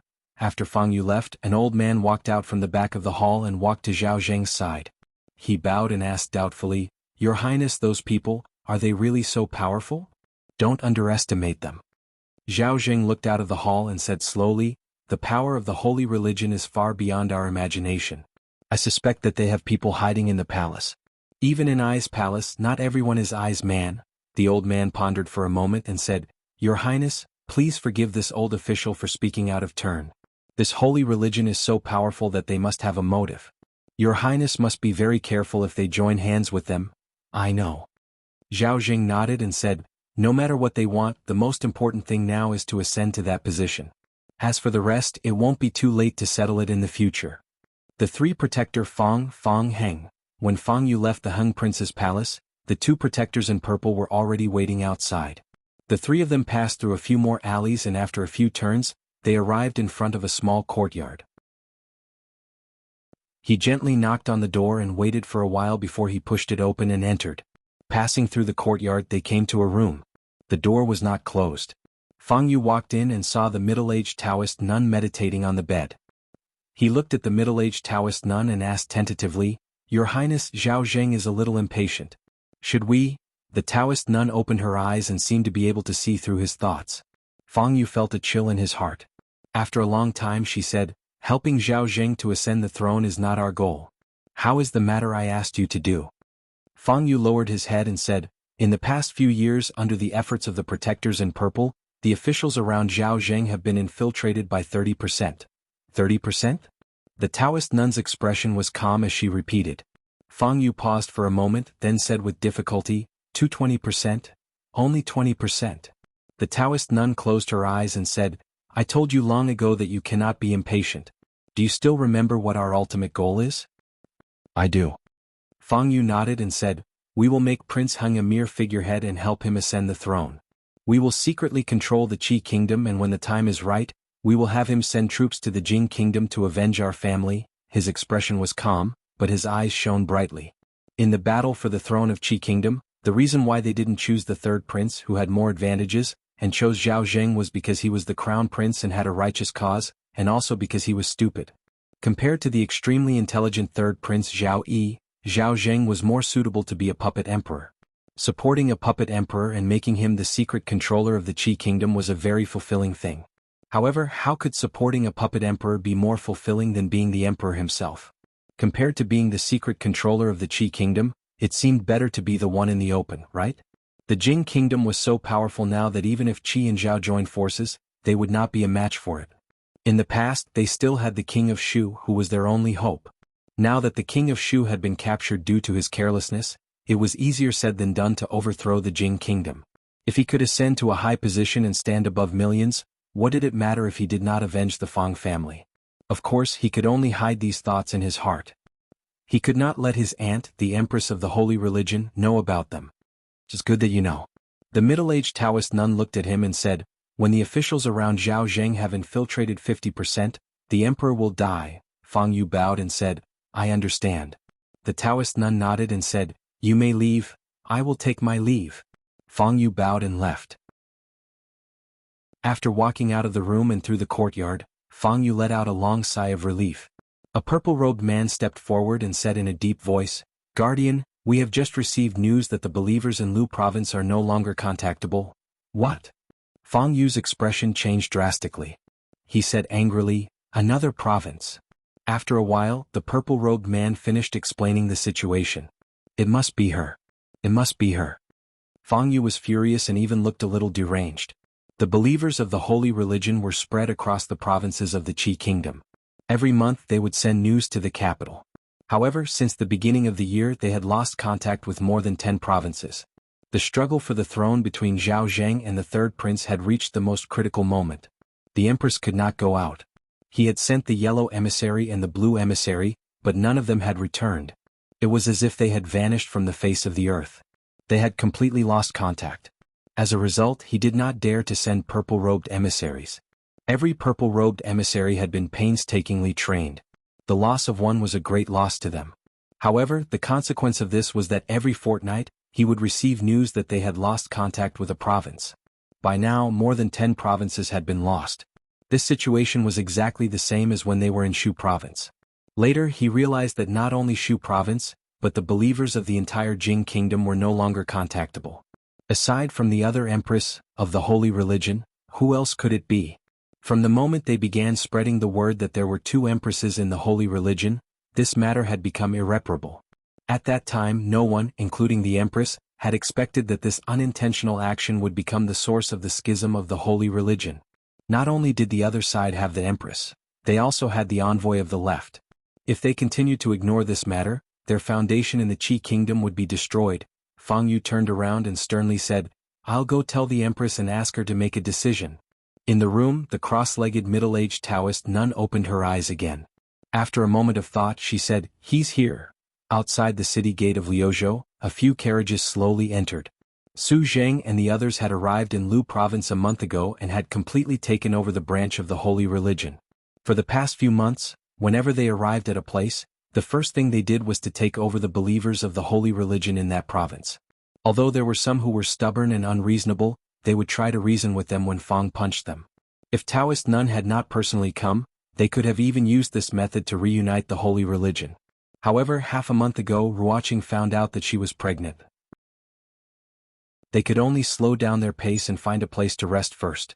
Fang sat outside the carriage and turned around to say, "Young master, the capital of Lu province is just up ahead." Outside the capital, Li Yi alighted from the carriage and took a few steps forward. He extended his hand to the woman who was waiting outside the city. "Long time no see." Chapter 11-12. The handshake ceremony was a custom in Miss Lin's hometown. If he hadn't inquired about it out of curiosity when they passed by Fengzhou, Fang would have believed what the son-in-law had said. He looked at the two people who were holding hands not far away and fell into deep thought. The handshake ceremony was a custom in the Li brothers' hometown. If he hadn't asked someone to confirm it when they went to Jing Kingdom last time, Lin Yong would have believed what Miss Lin had said. He looked at the two people beside him who looked calm and relaxed, deep in thought. He suddenly felt something and looked up at the opposite side. The man opposite also looked at him. They looked at each other. Fang smiled and said, "Lin brothers, long time no see." A smile also appeared on Lin Yong's face. He cupped his hands and said, "Brother Fang, long time no see." Lin Wanru and Lin Yong came to Liuzhou this time to expand their business. In the past few years from the remote Fengzhou, she had expanded the Lin family's business all over the Qi kingdom. She had personally expanded the business in almost every province and prefecture. Of course, it could also be said that it was the Li family's business. Because a few years ago the Lin family and the Li family had formed a community of destiny because of their business relationship. They shared weal and woe and they were as close as a family. The Lin family had a manor in Liuzhou. Every time she went to a place she would buy a manor and rest there temporarily. In the past few years she had traveled to all the provinces and prefectures of the Qi kingdom and the Lin family. Ruoqing and the others were tired from the long journey. Lin Wanru's maid, Xiu, took them to the back house to settle down. The house was very big and it was more than enough for the whole family. Li Duan was a little excited.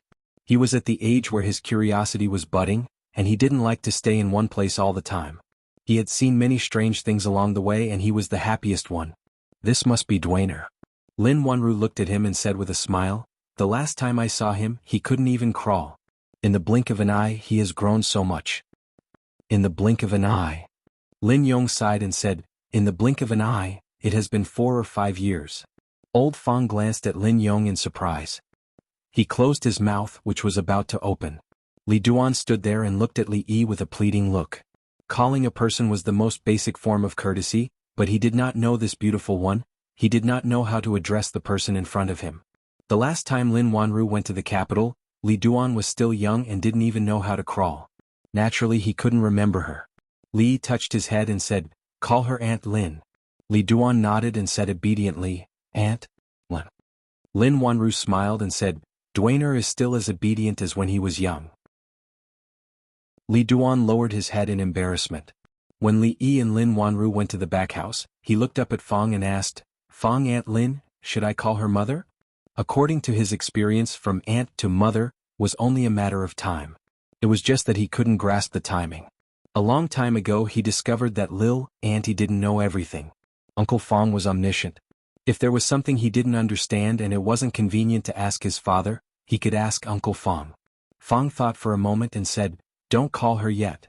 When you want to call her, Fong will tell you." "I see. Thank you, Fong." Li Duan nodded and ran to the back house. Fong looked ahead. Lin Yong had just gone in with them. He touched his beardless chin and murmured, "This Lin brothers is interesting." Drunk Inc., Ruoqing and the others were a little tired from the journey. After settling down, they went back to their rooms to rest. Li Duan went to practice. Chang's requirements for him were a little stricter than Mississippi Lu. Although he was tired, his advantages were also very obvious. Rui became a guru. Luck and cheating played a big part. Her understanding of martial arts was certainly not as thorough as Su and Chang. And Chang was different from Su. Chang grew up in the palace since he was a child and was qualified to read the royal library, which contained countless martial arts secrets. Compared with Su, it was like the relationship between a rich and powerful sect and a rogue cultivator. In terms of fighting, it was not certain who was better. But in terms of profound knowledge, Su and his old lover were no match for him. Perhaps only old man Yang could compare with Chang. What's more, Chang was not limited to giving advice to Li Duan. He really taught him everything without holding anything back. Li Duan, who was only 5 years old, had already cultivated internal force. Ordinary adult men were no match for him. Ruoqing and the others went to rest. Li Yi didn't need to rest, and it was not appropriate for him to rest. He hadn't seen Lin Wanru for several years. He should have had a lot to say, but when he opened his mouth, he didn't know where to start. "Young master, I'm going out with the Lin brothers. Miss, I'll take brother Fong out for a walk." Fong and Lin Yong, who were following behind the two of them, suddenly spoke at the same time. They spoke in unison as if they had a tacit understanding. After a moment of shock, the two of them turned their heads at the same time. Their gazes met and they confirmed each other's gazes. At the same time, there was an expression of mutual appreciation on their faces. When Fong and Lin Yong saw each other again, their relationship had progressed at lightning speed. With their arms around each other's shoulders, they walked out, leaving only Li Yi and Lin Wanru in the room. All these years, cough. Li Yi looked at her, then shifted his gaze away. "You've worked hard." The Lin family's business in the Qi Kingdom was actually more like the Li family's business in the Qi Kingdom. The Li family's shares were more, and what they invested were the core formulas and the like. But other than these, there was nothing else. All the shops and workshops in the Qi Kingdom were built by her alone, including the expansion of the business in one state after another. In 4 years she had spread the shops all over the Qi Kingdom. One could imagine the hardships involved in this. Lin Wanru shook her head and said, "There's nothing hard about it. In fact, I've been busy like this in the past. Being busy with results is always better than not having any results." After saying this, Li Yi found himself speechless again. Compared to a few years ago when he was in Feng's state, there seemed to be an additional layer of invisible membrane between the two of them. This slight barrier made him feel a little irritated. Because of the irritated feeling, he felt a little thirsty. He walked to the table, took a teacup, poured a cup of water and drank it in one gulp. Only then did the irritation in his heart subside a little. Lin Wanru coughed softly and said, "You used my cup again." I'm sorry. Li Yi almost coughed out the mouthful of water. He hurriedly put down the teacup. Then he realized something and asked, "Why did you say again?" "Forget it." Lin Wanru shook her head and said, "Anyway, it's not the first time." She walked over and took out a few account books from the cabinet and handed them to him. She said, "If Manager Li has nothing to do, help me check the accounts." Li Yi was startled. He felt as if something that had been lost for a long time had come back. He smiled and said, "I'm just an accountant. If there's anything, just tell shopkeeper Lin." Lin Yong and Fong, who were sitting in the courtyard strolling, turned their heads at the same time. When they heard the laughter coming from the room, they turned back at the same time and looked at each other again. Fong looked at Lin Yong and suddenly said, "Lin brothers, my son-in-law and your young lady are the kind of people who are reserved. They won't open their mouths until the last moment. As servants?" He paused and asked, "Lin brothers, do you know what I'm going to say?" Understood. Lin Yong grinned and said, "Some things they are reserved, but we can't be reserved." Fong was stunned for a moment and laughed casually. "Why didn't I realize before that Lin brothers are so interesting? I regret not having met earlier. It's really like old friends at first sight." "You can only use, like old friends at first sight, when you meet for the first time." Lin Yong looked at Fong and corrected him, "Brother Fong needs to read more books. Are you saying that I'm uncultured?" Fong's face darkened and said, "You used regret not having met earlier, correctly? I didn't have the nerve to expose you just now." Chapter 11-13. Fang and Lin Yong really loved each other. When they walked out just now, they put their arms around each other's shoulders and called each other brother. Li checked the accounts for a while. When he walked out of the room again, he saw Lin Yong hanging on the tree by Fang. Fang's strength was beyond doubt, and others could not be envious of him at all. He was born with great strength. When his family conditions were not good, he only looked stronger than others. Later, when the material conditions kept up, he began to leave ordinary people far behind. Coupled with the training of second granduncle, even Li Yi did not dare to say that he could easily defeat him. His fists were too heavy and one punch could kill someone. Lin Yong only had some skills, but he could only be regarded as half a person in the martial arts world. Of course he was no match for Fang. Li brothers, save me, save me. Lin Yong hung on the tree. Seeing Li Yi coming out, he seemed to see his savior. Li Yi glanced at Fang, and then Fang jumped on the tree reluctantly and put him down. In fact, Ruoqing's pregnancy was somewhat beyond their expectation. This time they came to the Qi kingdom for one more important thing in addition to sightseeing: to unify the holy religion. Su Zheng was indeed a rare talent. In the later generations he would definitely be the leader of a multi-level marketing organization, a large-scale one, and the #1 target of the state to crack down and ban. Their doctrine had become to persuade people to do good, leading the so-called holy religion founded by Taoist nun to the right path. All the believers had the right to believe or not at any time. In essence, there was not much difference from the regular religions in the later generations. However, it was impossible for Su Zheng to complete this difficult task alone. No matter how high his status was, it was not higher than that of Taoist nun. Many things needed Ruoqing to do. Now that Ruoqing was pregnant, Li Yi naturally would not let her appear in public again. The matter of the holy religion was put aside for the time being. Along the way they collected a lot of news about the Qi kingdom. The emperor of the Qi kingdom had been ill for a long time and did not care about the state affairs. These years he had been ill several times and almost died, but in the end he did not die. If he died, it would be straightforward. The eldest prince Zhao Zheng was the legitimate crown prince. Before the emperor died, there was no edict to depose the crown prince. He would be the new emperor. The third prince Zhao Yi would have to go wherever he wanted. Unless he rebelled or Zhao Zheng suddenly became hysterical and passed the throne to him, he would have no fate with the throne in this life. However, as long as the old emperor did not die, Zhao Zheng was only the crown prince. If he reached out in advance, it would also be a rebellion. Therefore, the two people and the two forces were in a deadlock. However, the emperor of the Qi kingdom not only let the eldest prince, Zhao Zheng, supervise the state, but also let the third prince, Zhao Yi, supervise from the side. It was not hard to imagine what the court of the Qi kingdom would be like. Of course, there were benefits to doing this, and they were not small. The two forces were at odds with each other. Each was waiting to seize the other's weakness and mistake, so neither dared to make mistakes. When Li Yi left, the Qi kingdom was in constant dispute because of the discussion of the silver for crimes. The people were not calm, and it was said that several states had revolted. When he came back this time, those hidden dangers in the Qi kingdom were all gone. A few years ago, under the leadership of the third prince, the court adopted a gentle method and implemented the debit and credit bookkeeping system. Until now, it had been quite effective.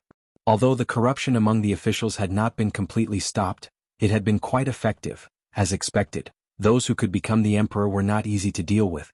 Li Yi did not know what the emperor of the Qi kingdom thought about the struggle for the throne, but he did play a good hand. For a long time, including now, the prosperity of the Qi kingdom was justified. If it was not for the rapid rise of the Jing kingdom in recent years, perhaps they would still be living under the shadow of the Qi kingdom. As for who would become the emperor of the Qi kingdom, Li Yi did not care much. It had little to do with him. Whether Zhao Zheng or Zhao Yi took over the Qi kingdom, they would not pose much of a threat to the Jing kingdom. A long time ago, the Jing kingdom had been at the forefront of the times, and the speed of its advancement was getting faster and faster, leaving the other countries far behind. It even had the perspective of God. Li Xian had been improving the cannons, and he had also begun to develop and supervise the manufacture of many other types of firearms. As long as they did not encounter an extremely fatuous emperor who overthrew everything they had done, the current Jing kingdom was not something that the Qi kingdom could catch up with, even if it had one or a few wise emperors. Under such circumstances, of course, he hoped that Zhao Yi would be the one to take over. All his life he was not fond of owing favors. He did not like owing favors to women, and he did not like owing favors to men. The former could be repaid with his body, but if he wanted to repay the latter, he would have to do something else. There was no doubt that the third prince, Zhao Yi, had played a great role in the smooth sailing of the Lin family's business for the past few years. It could be said that he had taken good care of Wanru. This was a great favor. Just based on this point, the scales in his heart had to tilt in favor of him. Of course, it was impossible for him to go to his side and give him advice now, but he did not mind giving him a push when it was necessary. Lin Wanru walked out of the room and gave some instructions to Lin Yong. Although the Liuzhou was far from the capital of the Qi kingdom, and it was not considered an important military town, it was a big commercial province. Geographically speaking, the Liuzhou was in the hinterland of the Qi kingdom and did not border other countries, so it did not have the conditions to become a big commercial province. However, the people of the Liuzhou had been raising silkworms for generations, and the silk of the Liuzhou was famous far and wide. This time Lin Wanru came to expand the silk and clothing business. If it was successful, perhaps the Liuzhou would become their biggest clothing base in the Qi kingdom. Lin Yong looked at Li Yi, who was not far away, and then looked at Lin Wanru and asked, "Miss, how long will we stay in the Liuzhou this time?" Lin Wanru was the helmsman of the Lin family. She only needed to ensure that the general direction was not wrong, so she did not need to stay in the Liuzhou for a long time. Other things would be handled by the steward. After thinking for a while, she said, "About a month." Lin Yong looked at Li Yi and asked, "Li brothers, how long will you stay in the Liuzhou?" Ruoqing was pregnant. They could either go back to Shuzhou or Rui City now, or stay here and wait for her to give birth. Although Rui City and Shuzhou were more suitable for nurturing the fetus, they were already deep in the Qi kingdom. If they went back, it would probably take a few months. The journey would be tiring and bumpy. After discussing with Li Yi and Rui, they decided to stay in the Liuzhou and go back after she gave birth. However, in this way their plan to deed her from the Qi kingdom to the Jing kingdom would have to be put on hold. Li Yi thought for a while and said, "Less than a year." During this time, naturally, he would not only wait for Ruoqing to give birth, but also carefully plan the affairs of the holy religion and the business of the Qi kingdom. Miss Lin only planned to stay here for a month, but the Li brothers wanted to stay for almost a year. Lin Yong thought for a while, looked at Lin Wanru and said, "Miss, I think that the Liuzhou is different from other places. The business here is developed and there are many rich businessmen. If we enter the Liuzhou abruptly and meddle in the business of the Liuzhou, I'm afraid that they will be dissatisfied and suppress us. In order to avoid accidents, I'm afraid we should stay for a few more days. It's safer this way. Miss, what do you think?" Hearing this, Lin Wanru nodded and said, "You're right. Then let's stay for a few more days." Lin Yong agreed deeply. He smiled and said, "I think we should also stay for a year and a half.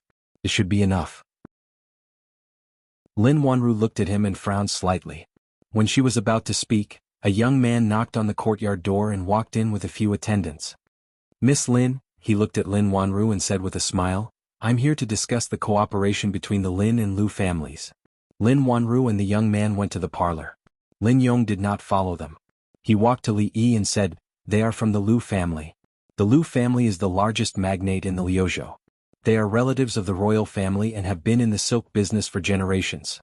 Li Yi looked at Lin Yong in surprise. He seemed to be a little too talkative today. These days he comes here every day to talk about cooperation. Lin Yong pursed his lips and said, "Don't think that I can't see it. What business talk? He has been dragging the matter of cooperation. He is here to pursue our family's miss." Li Yi continued to look at him. "I just remembered and said it casually." Seeing Li Yi look at him, Lin Yong waved his hand and said, "I definitely did not say that he is Li brothers' rival in love. I also did not hint at you to pursue our Mississippi Li brothers. Please don't misunderstand, please don't misunderstand." Chapter 11:14. The young man walked out of the hall and cupped his hands at Lin Wanru. He said, "Miss Wanru, I believe you know that this is good for both the Lin and Lu families. I hope you can consider what I have said." Lin Wanru shook her head and simply said, "If young Master Lu is referring to something other than cooperation, then there is no need to consider it." The young man was not angry. He only smiled and said, "I have come with sincerity. Miss Lin, there is no need to reject me. We still have some time, so you don't have to rush to answer." With that, he cupped his hands and left. When he left, his eyes paused on Li Yi for a moment. But it was only for a moment and he slowly walked out. "Li brothers, look, this young Master Lu is also handsome and elegant. If you don't seize the opportunity..." Before Lin Yong could finish, he was dragged away by Fang with his mouth covered. Li Yi raised his head and looked at Lin Wanru. He asked, "Are you having trouble with your business?" It's not really a problem. Lin Wanru shook her head and sat across from him. She said, the Liu family in Liuzhou is also in the cloth and silk business. In recent years they have expanded into ready-made clothing. It is more or less the same as us. We are in the same place and doing the same business. If we can't be friends, we can only be enemies. Moreover, Liuzhou is only so big. The big families have already divided the resources. It is not so easy for us to get another piece of the pie. They have the materials and the market. We have the technology. Cooperation is a win-win situation. Li looked at her and asked, you don't seem too willing? What they want is not just cooperation. Lin Wanru shook her head and said, they want me to marry them. She looked at Li Yi and blinked.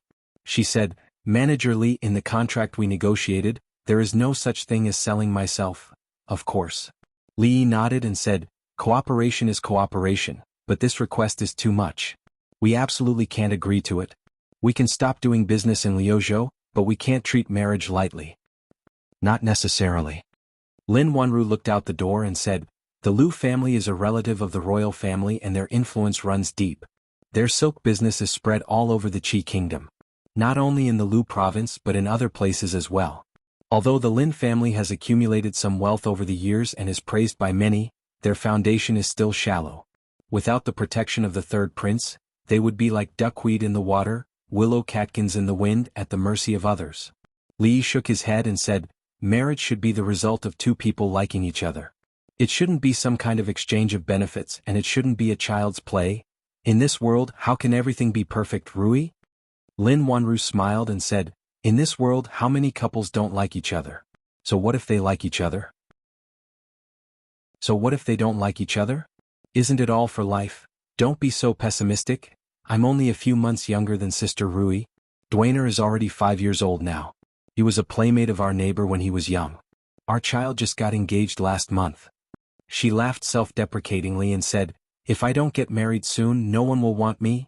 The famous Miss Lin will have no one who wants you? Li looked at her and shook his head. If you say that you want to get married, the number of men who want to marry you will probably line up from the Liu province all the way to the capital. Lin Wanru looked at him and asked, Manager Li, are you saying this because you want me to earn more money for the Li family for a few more years? The Lin and the Li are a family. Saying this makes us seem distant. Li shook his head and said, fate is a strange thing. Sometimes it happens just like that. Wanru, you are in the prime of your life now. Wait for another year or two, it won't be a problem. You make it sound nice. Lin Wanru raised her eyebrows and said, if you don't get married while there are still people who want you now, will you marry me in another 2 years if you really can't get married? After she said this, the two of them stopped talking. The atmosphere was a little awkward. You know, there are already 4 of us in my family now. It's a mess usually. Li Yi was the first to break the silence. He lowered his head and sighed. Lin Wanru couldn't help but laugh. She waved her hand and said, I'm just joking. Don't worry, I won't marry you. Her eyes were originally clear and bright, but at a certain moment, they seemed to have lost their luster. The family is already messy enough. It doesn't matter if you're one more.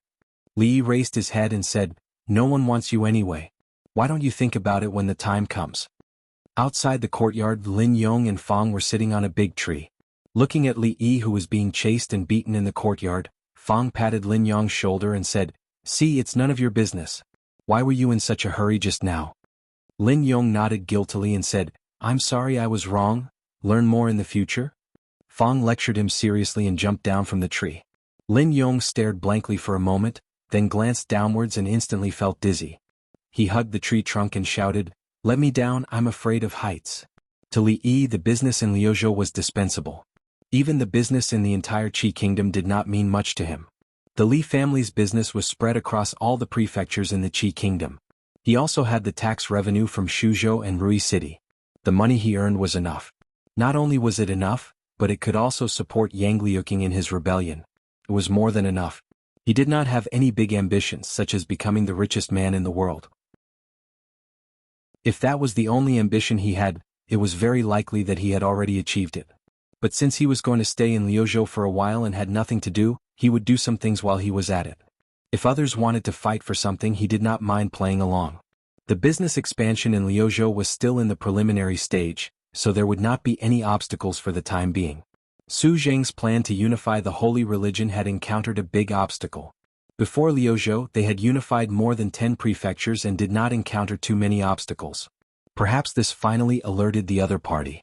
The next few prefectures that Su Zheng brought people to could no longer be contacted. The headquarters of the holy religion was in the capital of the Qi kingdom. There were branches in most of the prefectures and prefectures in the Qi kingdom.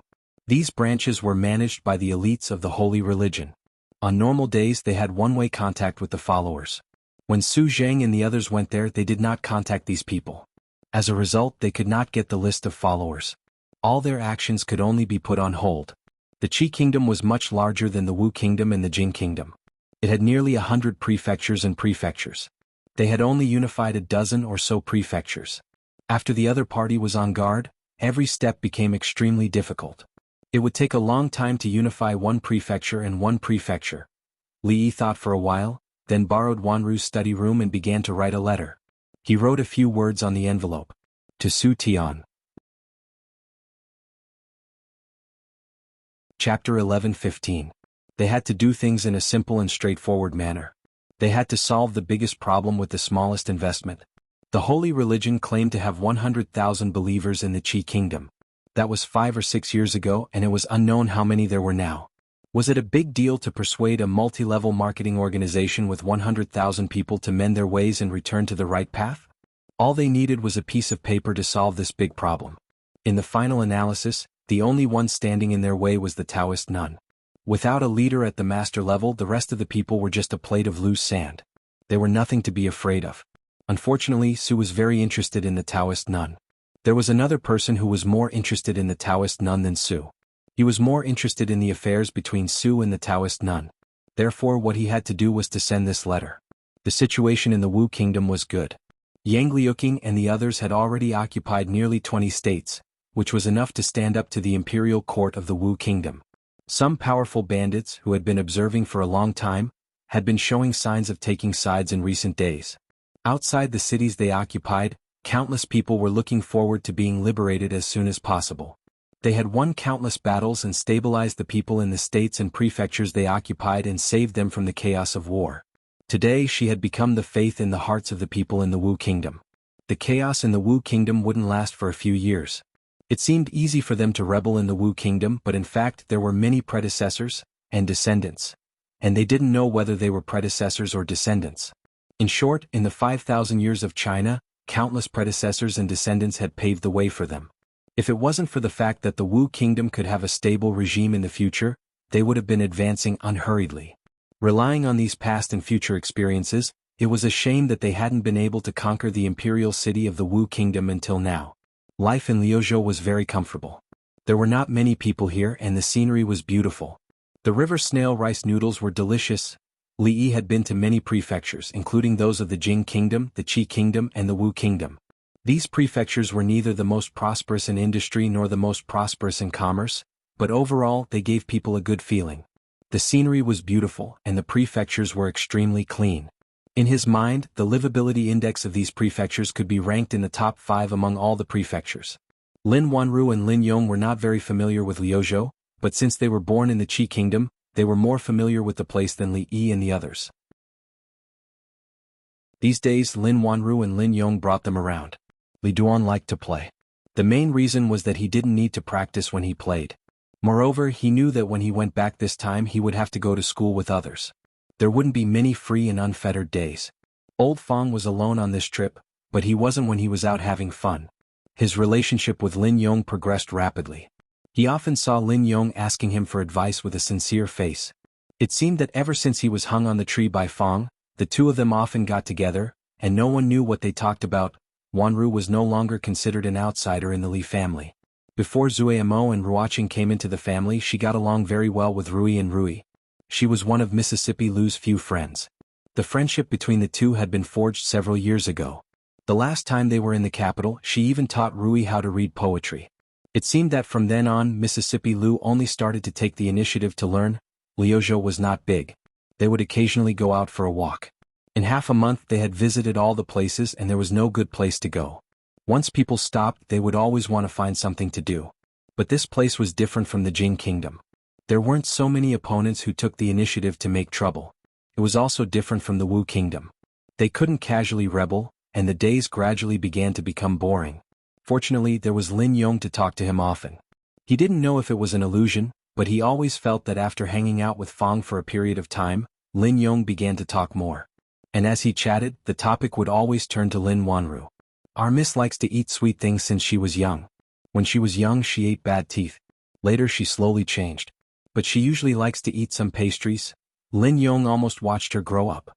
Naturally, he knew her character and preferences very well. Also, Miss has been competitive and capable since she was young. Otherwise, old master wouldn't have handed the Lin family over to her. Lin Yong recalled the past and sighed. He said, actually during that period of time Miss didn't have it easy. The family didn't like her and there were a lot of rumors and slanders outside. Miss had to bear all of it alone. After you came, Lee brothers, everything changed. Lin Yong's face revealed a happy expression. He said, ever since you helped her deal with the second master, everyone in the family has been obedient to her. These few years there hasn't been any more trouble. It's all thanks to you, Lee brothers. It's all because of her own tricks. Li shook his head. Among all the women he knew, the most competitive was probably Rui. But in fact, Emingzu and Wanru were the same kind of people as her. It was just that they focused on different areas. Rui was good at martial arts, while Emingzu was good at governing the country.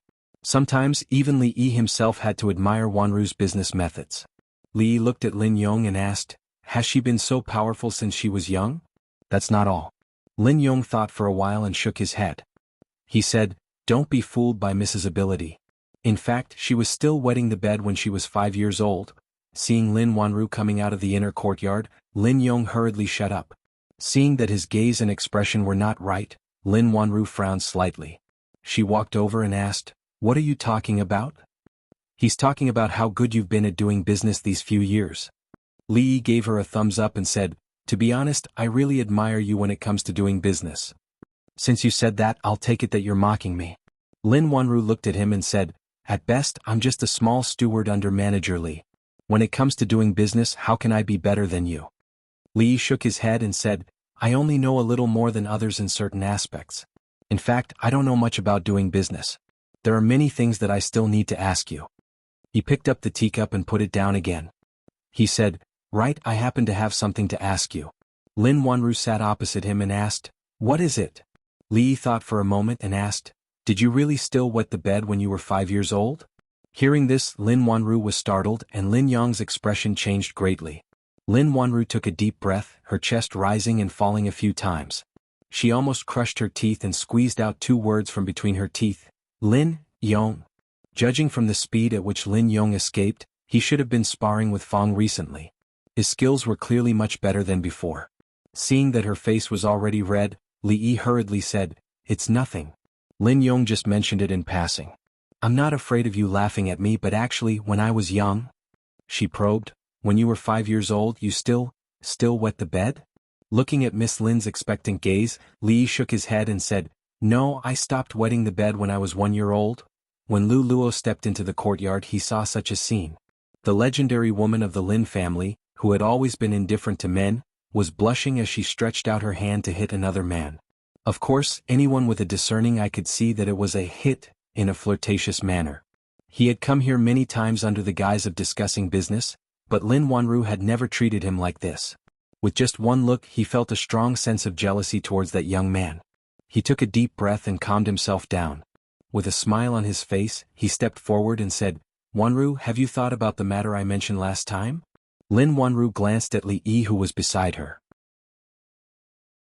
He was still angry about what had happened just now. She said angrily, I'm just a small steward. If young Master Lu has anything to say, it's better to discuss it with my family's shopkeeper. Shopkeeper? Lu Luo was startled. Your family? Li Yi stood up and looked at the young man in front of him. He said, Li Yi, her family's shopkeeper. We can talk about cooperation, but I won't marry. Chapter 11:16. The Lin family of Feng Prefecture was only a new family in the Qi Kingdom. The so-called new clans were naturally different from the Lu clan, which had been around for hundreds of years and had a deep foundation. In terms of prestige, wealth, and influence, the Lu clan, which had been around for generations, was far superior to those nouveau riche clans.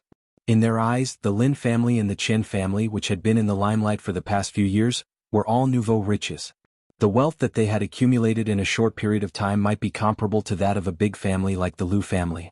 However, their foundation was shallow, to the point that they had no foundation at all. If the Lin family and the Chen family were not backed by the third prince and the Lu family was also one of the third prince's supporters, he would not have been so polite to them. At least in the territory of Lu Prefecture, the Lu family did not have to be polite to anyone. He had put down his pride and visited the Lin family several times with great sincerity. He had already given the Lin family enough face. However, what Lin Wanru did just now was rubbing his face on the ground. If the head of the wealthy Lin family was only a lowly steward, who else in the world could be called a shopkeeper? This was an insult to him. Lu Luo stopped smiling and said calmly, "Miss Lin, the Lu family came with sincerity. I hope you won't play this kind of joke on me." Lin Wanru shook her head and said, "I'm not joking. This is really our shopkeeper." "If that's the case, then there's nothing else to talk about." Lu Luo stood up and said this. He turned around and left. Although he did not say much, Li could still feel his strong resentment as he walked out of the door. Li looked at Lin Wanru and said, "It's over. You've offended the local bully. If he holds a grudge and seeks revenge, it will be difficult to do business in Lu Prefecture." "What should we do then?" She sighed and said, "Lu Prefecture is not like Feng Prefecture. We have no one to rely on here. We can't win against them. What's there to be afraid of? Lu Zhou isn't even surnamed Lu. Do you think they'll chase you out?" Although Lu Zhou's surname isn't Lu, it isn't Lin either. Li thought about it carefully and said, "That's not necessarily true. If you carefully consider what happened last time, it might be possible to let it have the surname Lin." Lin Wanru looked at him and asked, "What happened last time?" Mississippi Lu walked over from behind and stopped beside him. She asked, "What happened last time?" "Last time. What happened last time?" Li thought for a moment and said, "It doesn't matter what happened last time. Anyway, don't worry about the Lu family. We have a strong foundation in Luzhou. We're not any worse than them. Don't worry." Fortunately, the branch of holy religion in Luzhou was already under his command. To put it in a small way, he had a certain foundation in the masses. To put it in a big way, he had a certain foundation in rebellion. He was not even afraid of Luzhou's government. Why would he be afraid of a mere Lu family? The Lu family. A young man looked at Lu Luo and asked, "She refused?" Lu Luo's face was gloomy. He nodded and said, "The Lu family is a small temple. It can't accommodate a big Buddha like the Lin family. There are so many women in the world. Why did you choose Lin Wanru?" The young man frowned and said, "Although she's not young anymore, she's still the master of the Lin family. How can she be your concubine? Or is it the Lin family that you want?" He looked at Lu Luo with a calm expression, but it made Lu Luo break out in a cold sweat. Although the Lin family didn't have much of a foundation in terms of wealth, several Lu family couldn't compare. If he really won over Lin Wanru and the Lin family, his status in the Lu family would definitely rise. At that time, the one who would be the most unhappy would be his brother. He hurriedly explained, "I'm not doing this for the good of the family. Even if we can't get the Lin family, as long as we can subdue that woman, we won't have to worry about the family's prosperity. Brother, do you also want the Lu family to hide in this small Luzhou?" The young man looked at him vaguely and said, "Since she doesn't want to give face to the Lu family, we don't have to show her any mercy. As the saying goes, a powerful dragon cannot crush a snake in its own territory." This saying was very reasonable. After offending the Lu family, the supply to Luzhou was cut off the next day. This time they came to Luzhou because the textile industry in Luzhou was developed. It was the largest producer of silk in the Qi kingdom. If they built a clothing store here, they could save a lot of money and unnecessary expenses. In this way they had to rely on the supply from Luzhou. This was a win-win situation for both parties. Before Li Yi and the others arrived in Luzhou, countless merchants had come to them to seek cooperation. They were almost crying and begging to hitch a ride on the Lin family's wagon. In the past few days, those merchants who had reached an agreement with each other sent their stewards over. They used various reasons for the lack of supply to terminate the cooperation. At first, considering that the store was still in the construction stage and the details had not been decided, they did not sign a contract. These merchants regretted their decision at the same time. Several stewards went to many other merchants and received the same answer. The Lu family wanted to use this method to cut off their supply. This was a childish but effective method. No one was willing to sell raw materials to them. Naturally, the store could not continue to operate. One of the stewards said anxiously, "Shopkeeper, please think of a way. We have already invested so much in Luzhou. If this happens, all the money from before will be wasted." Another shopkeeper complained, "Merchants should keep their word. How can they go back on their word? This is clearly a trap for us. Shopkeeper, please make a decision." Lin Wanru looked at the anxious stewards and looked at Li Yi. She said, "Shopkeeper, you make the decision." Li Yi realized that the business world's Hua Mulan Lin Wanru, Miss Lin's recent actions did not match her title at all. Every day she would drink tea and chat with Rui and the others. She would even ask Rui to teach her a few self-defense moves. After hearing that Rui and the others had all learned the youthful technique, she completely ignored the business. The arrangements and deployment of the business in Liuzhou fell on his shoulders. She kept saying that she was a steward, but how was she a steward? She was clearly the fifth madam of the Li family. However, the fifth madam's attitude was the fifth madam's attitude. After all, he had been a hands-off shopkeeper for 5 years. He had to be more tolerant of this willful steward. If she decided to wash her hands of the job and quit, where could he find such a good fifth steward?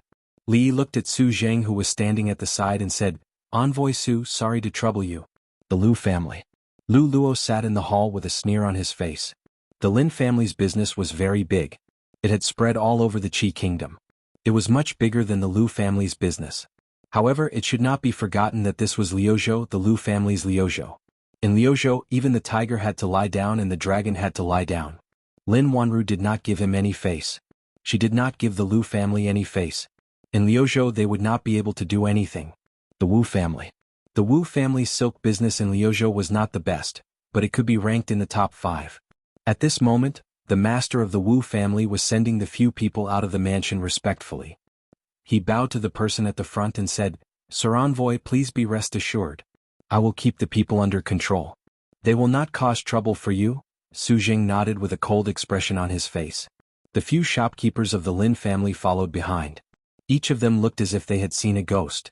Just yesterday they stood at the door of the Wu family. They did not even enter the main door. It had only been a day, but the master of the Wu family saw them as if he had seen his ancestor. To be more precise, he saw Envoy Su. It was not just the Wu family.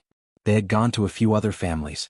The attitude of those family heads was exactly the same as the master of the Wu family. They easily signed a contract with the other party. Those stingy cheapskates all wanted to give them as much as they could this time. They could not refuse. The people of Liuzhou were terrifyingly simple. Chapter 11:17. The Wu family, the Qin family, and the Wei family, have they lost their minds? In the Lu residence, Lu Luo, who had just received the news, had a dark expression on his face. He was pacing in the hall and growling in a low voice. This time he had mobilized the Lu family's resources and joined forces with the other major clans in Luzhou to cut off the Lin family's supply of goods, completely blocking the Lin family's escape route. The other party's shop and workshop in Luzhou had already been built. If there was no supply of goods, all the initial investment would be for naught. At this time, if he used another identity to negotiate with Lin Wanru, the result would be completely different from before. However, he did not expect that after a few days of gloating, the blockade he had formed with the major clans in Luzhou to seal off the Lin family would be torn open. The Wu family, the Qin family, and the Wei family were not as rich and powerful as the Lu family, but when they joined forces, the Lu family could not touch them easily. The problem was that they had previously promised him that they would unite to fight against the Lin family, who was an outsider. However, at the critical moment they went back on their word, causing the Lu family to waste a lot of resources. Could it be that these clans were spies planted by the Lin family in Luzhou? Lu Luo asked with a dark expression. "What did they say?" One of the servants hesitated for a moment before saying, They said that they would be bastards if they didn't earn money. Thank you, young master, for giving them the opportunity to cooperate with the Lin family." Lu Luo almost spat out a mouthful of blood. He said furiously, bastards, they've been fooling me from the beginning." "Shut up." A middle-aged man walked in from outside the door and glanced at Lu Luo. The latter immediately shut his mouth. He could be arrogant in front of outsiders, but he did not dare to lose his composure in front of his father, the current master of the Lu family. "I handed over the Lu family's business to you. Look at what you've done these days." The middle-aged man looked at him coldly and said, "The Lin family could not have come this far without the support of the third prince. If you go against the Lin family, you are going against the third prince. Are you going to take the blame or the Lu family? Father, Lu Luo opened his mouth but did not say anything. The middle-aged man paused for a moment before continuing. However, even though the third prince thinks highly of the Lin family, our Lu family is not one to be trifled with. If we were to lose like this, I'm afraid that the third prince will look down on us. Lu Luo was delighted to hear that and immediately said, Father, you are right. The Lu family is a century-old family. How can we lose to the Lin family? Why don't we? Before he could finish, the middle-aged man waved his hand and said, Put away your crooked tricks. The business world is like a battlefield. Even if you want to win, you have to win fair and square.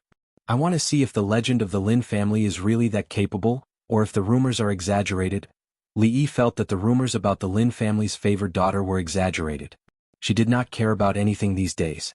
She was more familiar with Rui and the others than he was. Rui taught her the youth-retaining technique that he had tricked from old Taoist Yuan. She shared her beauty and skincare tips with them. She was no different from those rich ladies in the capital city who had nothing to do. She did not look like a businesswoman at all. In the end, he had to do all the work himself. In the Li family, such a lazy steward would have long been fired and left to starve to death. This is so infuriating. Li Yi sat in the yard and browsed through the accounts. Lin Wanru's maid Xiu came in and sat opposite him. She had her hair tied into 2 buns and looked sullen. Her angry look made her look a little cute. What's wrong? Li Yi asked casually. It's those people. The little girl put her hands on her hips, and the anger on her face had not dissipated. She said, We opened a clothing store and they also opened a clothing store. They chose to open it before we opened our store, and they even cut the price by 10%. They are clearly trying to steal our business. Xiu had been with Lin Wanru since she was a child. She followed her everywhere and traveled with her. She was very familiar with some things in the business world. However, her mentality and character were still not used to the business world. A business war was a war without gunpowder. A large-scale business war in terms of influence and power was not inferior to a war. The difference was that a war was a real one.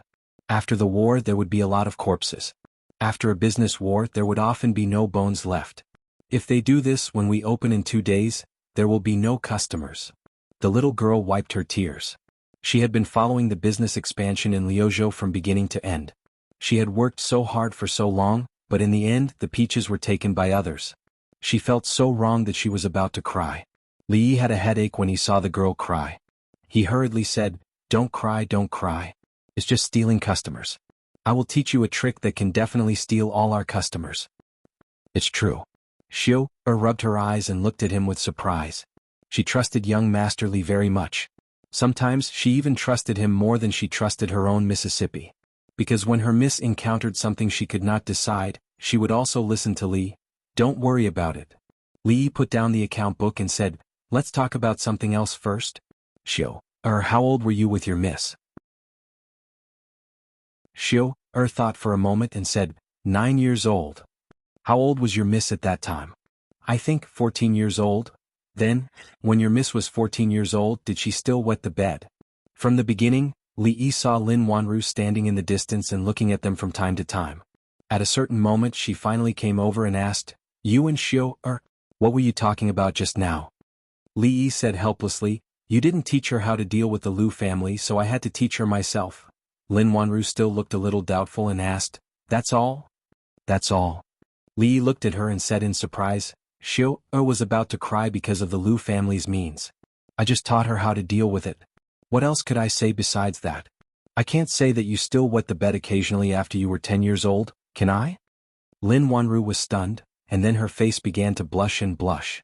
Generally, people would not wet the bed after they were 1 or 2 years old, but before she was 14 years old, this kind of shameful thing would happen occasionally. This embarrassment lasted until she was 14 years old and then disappeared completely. But after she was 5 years old, the only one who knew about this matter besides her was Xiu who slept with her at that time. How long had it been? The 2 closest people around her had actually betrayed her at the same time. Xiu she clenched her teeth and turned to the inner courtyard. A puzzled look appeared on Li Yi's face. Did he say anything wrong just now? What's the point of venting your anger on Xiu? If you have the ability, come at me. In the Lu family, Lu Luo held a piece of paper in his hand and asked uncertainly, Do they really give this kind of thing all over the street? The servant nodded and said, Yes, young master. The shopkeeper and the shop assistant of their shop have a thick stack of it in their hands. They give it to everyone they see. The one in my hand was forced to me by them. It is said that they also recruited people and gave them 10 copper coins a day. Lu Luo looked at the paper in his hand and said with a smile, they cut the price by 10% on the first day, by 20% on the second day, by 30% on the third and fourth day.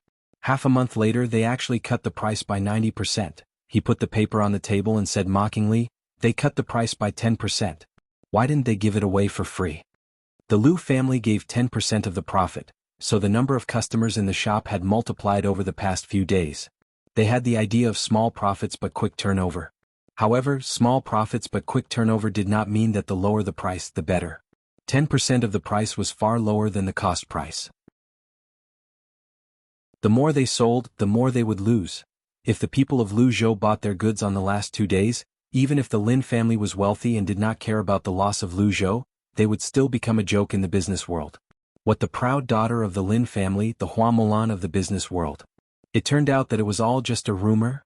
In half a month, get someone to buy a lot of the Lin family's goods. Lu Luo twitched the corner of his mouth and said, they just opened for business and they already gave us such a big gift. They are too kind. Chapter 11:18. There were a few new clothing stores in Liuzhou. Almost everyone inside and outside the city knew about it. The news spread far and wide. It was no less than half a year ago when the provincial governor of Liuzhou was arrested for corruption, or when a group of bandits who had been harming the people for more than a decade were all beheaded by the government. Within a day everyone knew about it. It was not entirely because the newly opened stores were cutting prices so much that it was unprecedented.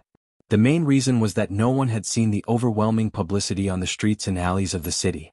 Almost everyone in Liuzhou had a copy of the leaflet that was the size of a palm. There was more than one. After reading through the leaflet, the literate people knew that this was a big discount for the opening of the clothing store. After half a month they could buy ready-made clothes and cloth at a low price of 10%. They had seen shops reduce prices for promotion, but they had never seen such a ruthless reduction. What was the difference between 10% of the price and giving it away for free? Those who could not read took the leaflet and asked others. They understood the general meaning. After asking, they were puzzled and in disbelief. A few days ago the Lu family had cut prices by 10%. Many people already thought that they were taking advantage of the situation. Several stores were crowded with customers. The prices of these newly opened shops had been reduced to only 10%. Compared to the preferential treatment offered by the Lu family, the difference was nearly 10 times. It seemed to be somewhat inadequate. They did not have to worry that the other party would cheat them. The words on the leaflet were very clear. If they wanted to play tricks like raising prices first and then lowering prices, the government would not let them go. On the street, a woman took the leaflet from a shop assistant. After looking at it, she said in surprise, "In a few days their clothes will be so cheap. If it's true, we have to buy a few more." The man next to her said in surprise, "Didn't you just buy a few days ago? Why are you still buying?" The woman rolled her eyes and said, "Those are from the Lu family. How can the Lu family's things compare to the Lin family's? I've been looking forward to their store opening in Liuzhou for a long time. The prices are so cheap. It would be a waste not to buy them." The man hesitated for a moment and asked, "You bought so many clothes. Can you wear them all?" "I'm a woman. What's wrong with a woman buying a few beautiful clothes?" The woman looked at him and said with dissatisfaction, "Besides, no matter how many clothes I buy, aren't they all for you to see?" What about me? You're a scholar but you don't even know how to calculate."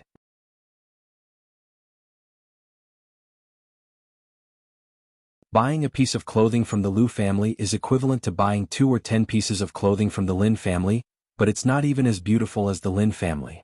If I buy it this time, I won't have to buy it again this year. Do the math. How much money can you save? What about me? Do you not love me anymore? No, you didn't even buy me clothes. You really don't love me anymore. Did you fall in love with some vixen? Then let's buy it," the man sighed. The Lin family, the Lin family, the Lin family's underwear, the Lin family's perfume and soap, the Lin family's ready-made clothes, and the money he earned from selling his paintings were all given to the Lin family. Fortunately, although his wife spent a lot of money, she always kept her word. If she said she wouldn't buy it this year, she wouldn't buy it again this year. However, it seemed that there were only 2 months left this year. Before the Lin family's ready-made clothes shop opened for business, it had already attracted the attention of countless people. Regardless of how many people would patronize it, at least it was the first time in history that a few small shops could cause such a sensation. On the first day of the shop's opening, several shop assistants and shopkeepers were anxiously waiting, but there were only a few customers. Most of the people who came to take a look were asking if the 90% price reduction in half a month was true. Not a single person was really willing to buy. When the Liu family cut the price by 10%, the shop's threshold was almost trampled to pieces. Now that they had the same price as the Liu family, the shop was deserted. Comparing the two, it was really sad. "Sir, what are you looking at?" Seeing someone come in, a shop assistant hurriedly greeted him. "I heard that your shop will reduce the price by 90% in half a month?" The man looked at the shop assistant and asked doubtfully, "Is it true?" "Absolutely." The shop assistant smiled and asked, "Sir, do you want to look at clothes?" "What do you want to look at?" The man glared at him and said, "Do you think I'm stupid to spend the money of 9 clothes to buy one? Why don't I come back in half a month?" "Sir, take care." Watching the customer leave, the shop assistant's face showed a polite but not awkward smile. "It's over?" He walked in front of a manager and said, "If they all come back in half a month, we will lose a lot." Although the manager was also extremely nervous, he still comforted him. "This is only the first day, you have to believe in miss." The second day, all the clothes in the shop were 20% off. There were more customers entering the shop than yesterday, but still no one was willing to buy. The third day, the fourth day, all the clothes and fabrics were sold at 30% off. There were more customers entering the shop and a few people were willing to buy, but it was only a small number. Several shops added up only sold a dozen pieces. The Liu family. Ha ha. Lu Luo couldn't help but laugh. In the past few days he had been paying attention to the situation of the Lin family's shop, so he was very clear about the situation there. The Liu family's main business was the silk fabric business. He was very clear about the profits. Once the price was cut by more than 50%, it would be a business that would definitely lose money. The more they sold, the more they would lose. What would they earn? Their reputation? He wanted to learn from the Liu family's methods, but he failed. He just had to wait for the Lin family to become a joke in Liuzhou. At that time he would like to see how that Lin Wanru could be arrogant in front of him. Lu Luo laughed happily, but Xiu'er was about to cry. What should I do? She anxiously paced around in the yard. This was the fourth day. More and more people entered the shop, but only a few were willing to buy. If this continued, the price would continue to drop and they would lose money. Li Duan ran over with 2 candied haws in his hands. He handed one to her and said, "Sister Xiu'er, don't worry. This candied haw is for you." Xiu'er was not in the mood to eat the candied haw, so she returned it to Li Duan. Li Duan couldn't eat too, so he reached out and handed it to her again. "Aunt Lin, this is for you." "Thank you, Duaner." Lin Wanru didn't refuse. She took the candied haw and gently took a bite. She looked at Xiu'er and said, "Don't worry. You'll know tomorrow." Li Yi knew that there was still someone who understood him. The 60% discount was actually a critical point, and this had been proven in the future. Not everyone had the patience to wait for half a month. The discount price seemed very tempting, but in fact before that all the goods would be sold out at around 50% off. In fact, it was up to the merchants themselves to decide whether the goods were sold out or not. At that time, the Lin family had quickly opened up the market in Lu province. They used some marketing tactics from time to time. The Lin family ate the meat while the Liu family and other families could only drink the soup. When they were in Feng province, he had already taught Miss Lin about these tactics. If she hadn't been busy learning how to be beautiful from Rui, she wouldn't have had to do it herself. She could have completely destroyed the Liu family. In comparison, the tactics he taught Xiu'er this time were very gentle. 2 women walked out of a clothing shop in the Lin family. The woman on the left looked back and said, "That fairy dress is so beautiful. I must buy it when it's 50% off." The woman on the right smiled and said, "Great, I like it too. It'll be 50% off in 2 days so we can buy 2 different sets. We'll come again on that day." "Sure." "That's settled then." The next day, all the goods in the Lin family's clothing shops in Lu province were sold at 40% off. Early in the morning, when the sky was just beginning to brighten, the 2 women met again at the entrance of the shop. One of them looked at the other and said, "Didn't we agree to come together the day after tomorrow?" The other woman looked embarrassed. "I'm just here to take a look." The woman was silent for a moment before she asked, "Don't tell me you're going to snatch that fairy dress from me. I saw you looking at it for a long time yesterday." The other woman said unhappily, "What do you mean by yours? It belongs to whoever gets it first." Behind them, the crowd had already blocked the entire street. Open the door. It's already so late. Open the door. That's right. This is how you do business. Someone could not help but step forward and knock on the door. Open the door. Open the door. One of the workers yawned and opened the door a little. When he opened his eyes, he was stunned. The next moment, he closed the door without hesitation. His face was filled with fear as he shouted, "Shopkeeper, something bad has happened. Someone wants to destroy our shop." Chapter 11:19. Everyone, please line up outside. Don't push, don't push. There are too many customers, please forgive us. The supply is limited, each person can only buy 5 pieces at a time, 5 pieces at a time. Even though they were greatly understaffed, there were still a few workers maintaining order at the entrance of the clothing stores. Outside each store there was a long line of customers. Even in the stores on both sides of the same street, the customers lined up together. 2 days ago, when the Lin family store reduced the price by 30%, many people were still in a wait-and-see state. After all, the price would be reduced by 10% every 2 days, and no one wanted to spend more money for nothing. But today, when the price was reduced to 60%, everyone couldn't sit still.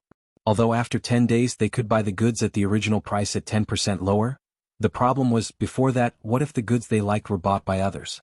60% was already an unimaginably low price. If they were one step late, the goods in the store would be sold out, and what was the use of 10% lower price? This led to the prosperity of several stores today. Inside the shop, the smiles on the faces of all the employees and stewards never disappeared. The depression and worry of the past few days were swept away at this moment. If there were as many customers tomorrow as today, they wouldn't even have to wait for the day when the price would be reduced by 50%, and all their goods would be sold out tomorrow. This time Xiao was in the mood to eat candied haws. She held a hawthorn and a fruit assortment in one hand, looked at her miss and said happily, "Miss, you are really clever. How did you know that the customers today couldn't help it?" Only then did she know why her miss asked several stewards to urgently transfer goods to the neighboring states of Lu province a few days ago. She had been with her miss for so many years and had seen many scenes, but it was the first time she saw the scene where the whole city people were frantically buying. Ahem. Li coughed lightly. He was the one who told her this idea.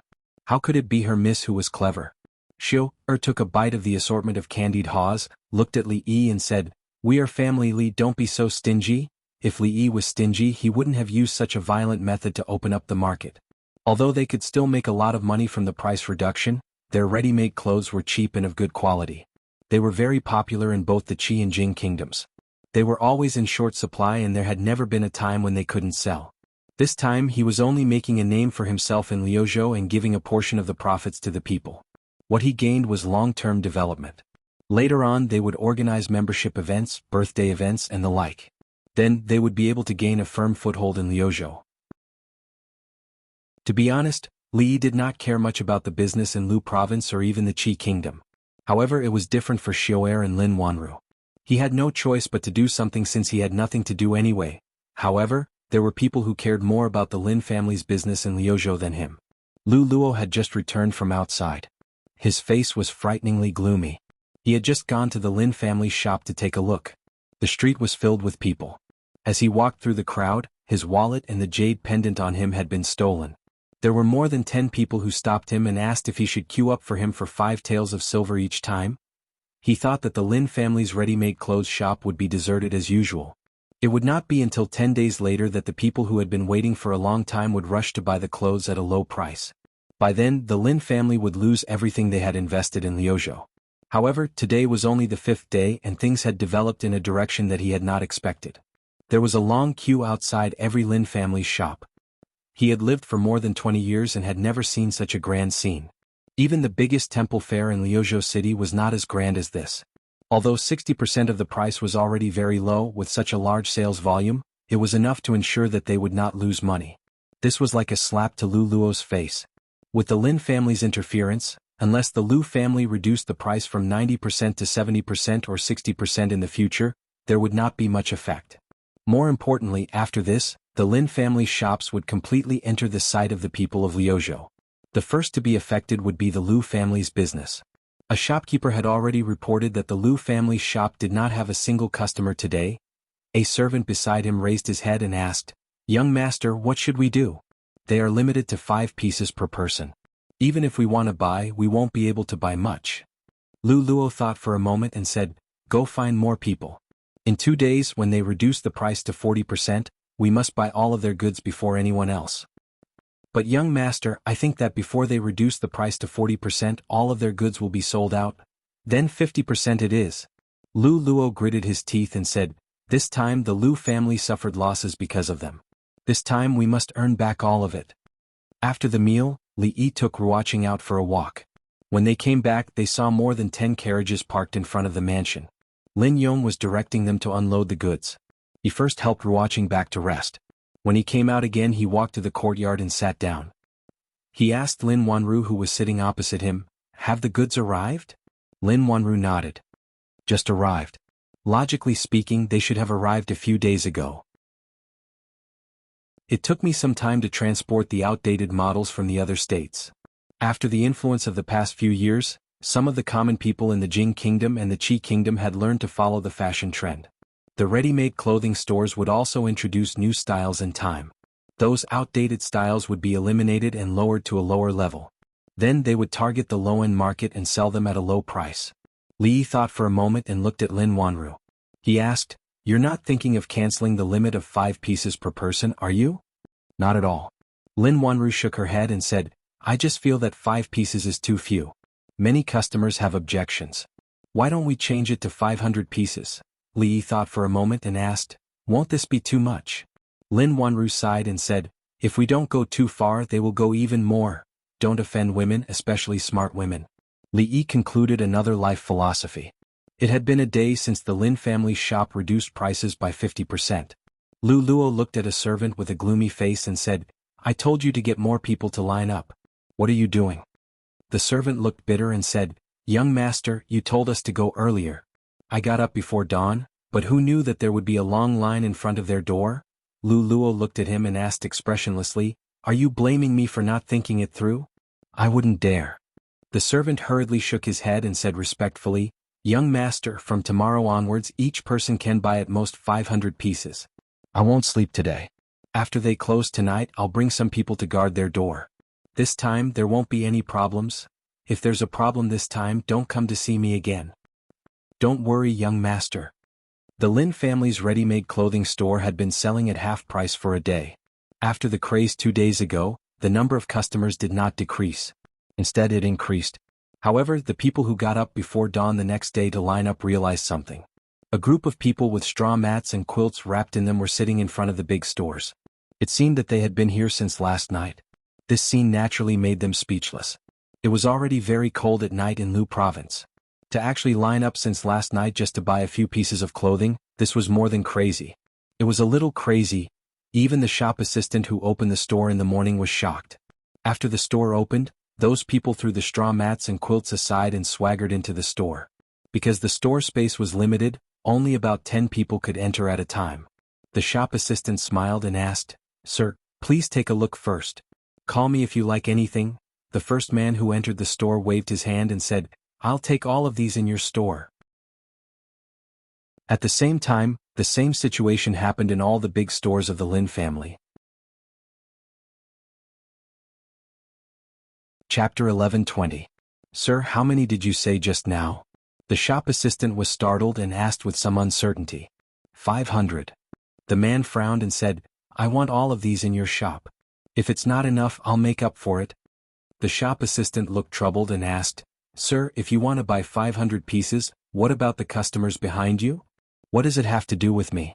The man looked at him with dissatisfaction and said angrily, Hurry up, my time is precious. Sir, cut the crap. Are you selling or not? Yes. A steward came over and nodded heavily. He ordered the people behind him, wrap them all up. After that, he pointed to another person, You go and urgently transfer a batch of goods from the warehouse. The clothes in the shop were quickly packed and valued. Another shop assistant moved the new goods from the warehouse and hung them up again. A shop assistant walked to the second person and said, Sir, please take a look first. No need. The man waved his hand and said, Pack them all up and make up for 500 pieces. The steward hesitated for a moment and said, Sir, if you pack them all up, we won't have any stock in the shop. That's none of my business. The man shook his head and said, Since you're open for business and you've set the rules, I want 500 pieces. Not one more, not one less. Just tell me if you're selling or not." The steward looked at him and thought for a moment. He nodded and said, "Yes." Some customers behind them were dissatisfied. "What's wrong with you? You bought all of them. What should we do?" "Yes, you're not following the rules. Shopkeeper, you can't sell them to him." Hearing the objections of the customers behind them, a few strong men stepped forward and asked, "Who said we're unreasonable just now?" As the few of them stepped out, a terrifying aura pressed down on them. These people were obviously in cahoots. The few people who spoke just now immediately shut their mouths. The man turned around and said, "What are you waiting for? Pack them up." Outside the shop, the people who were still waiting in line were already in an uproar. What are they doing inside? Why haven't they come out after so long? Those inside, hurry up. There are so many people waiting outside. The crowd was in an uproar for a long time before the manager came out again and said apologetically, "I'm really sorry, everyone. All the stock in this store, including a batch of goods that were urgently transferred from the neighboring province, have been bought by the previous customers." A shop assistant came out and placed a sign that read "Sold Out" at the entrance of the hall. There was a moment of silence in the crowd, followed by a monstrous uproar. "What is this? We came here before dawn to line up, and now you're telling me there's no stock. The shelves were full just now. There were only a few people in front, but they've all been bought out. Who are they trying to fool?" Amidst the excitement of the crowd, someone moved the huge box out and onto a carriage that had been prepared in advance. "I know that man. Isn't he a steward of the Liu family?" Someone suddenly exclaimed. "That's impossible. The Liu family has their own clothing store. Why would they buy it here? What's impossible about that? If it were me, I'd do the same. Anyway, the things here are cheap. If we buy them and sell them at a higher price, we'll make a huge profit. The Liu family is so shameless." When did the Liu family stop being shameless? It was not difficult to guess the Liu clan's plan. The people who had woken up early to line up, only to be fooled in the end, felt indignant. However, due to the Liu clan's influence in Liuzhou, they did not dare to argue with them.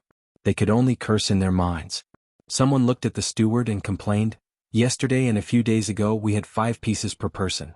If 5 is too little, you could have changed it to 10. Now the Liu family has taken all of them. What should we do now?" The steward comforted them and said, "Don't worry, everyone. Our store will release a new batch of ready-made clothing in the near future. By then, the price of the old clothes will be reduced by 60%. You're welcome to buy them." Although the crowd was still dissatisfied, they could only disperse after hearing the steward's explanation. Although they didn't manage to buy them today, they would be able to buy them at a slightly lower price in a few days, so their efforts wouldn't be in vain.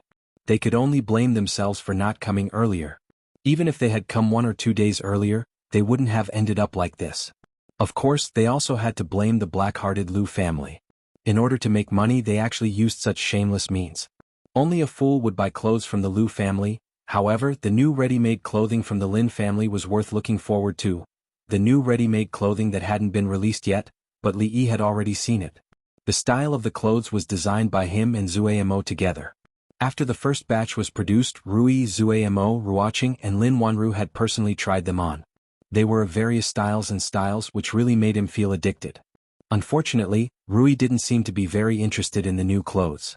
She usually wore plain clothes which hadn't changed over the years. As expected, the Liu family really bought a lot of goods. However, what they didn't know was that those were all old and outdated goods. The sales of their ready-made clothes had always been very good.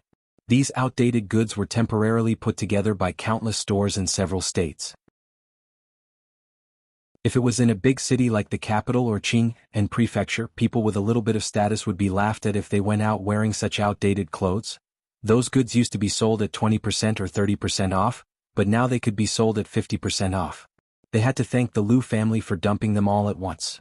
This time I have to thank the Lin family. Lu Luo had a victorious smile on his face.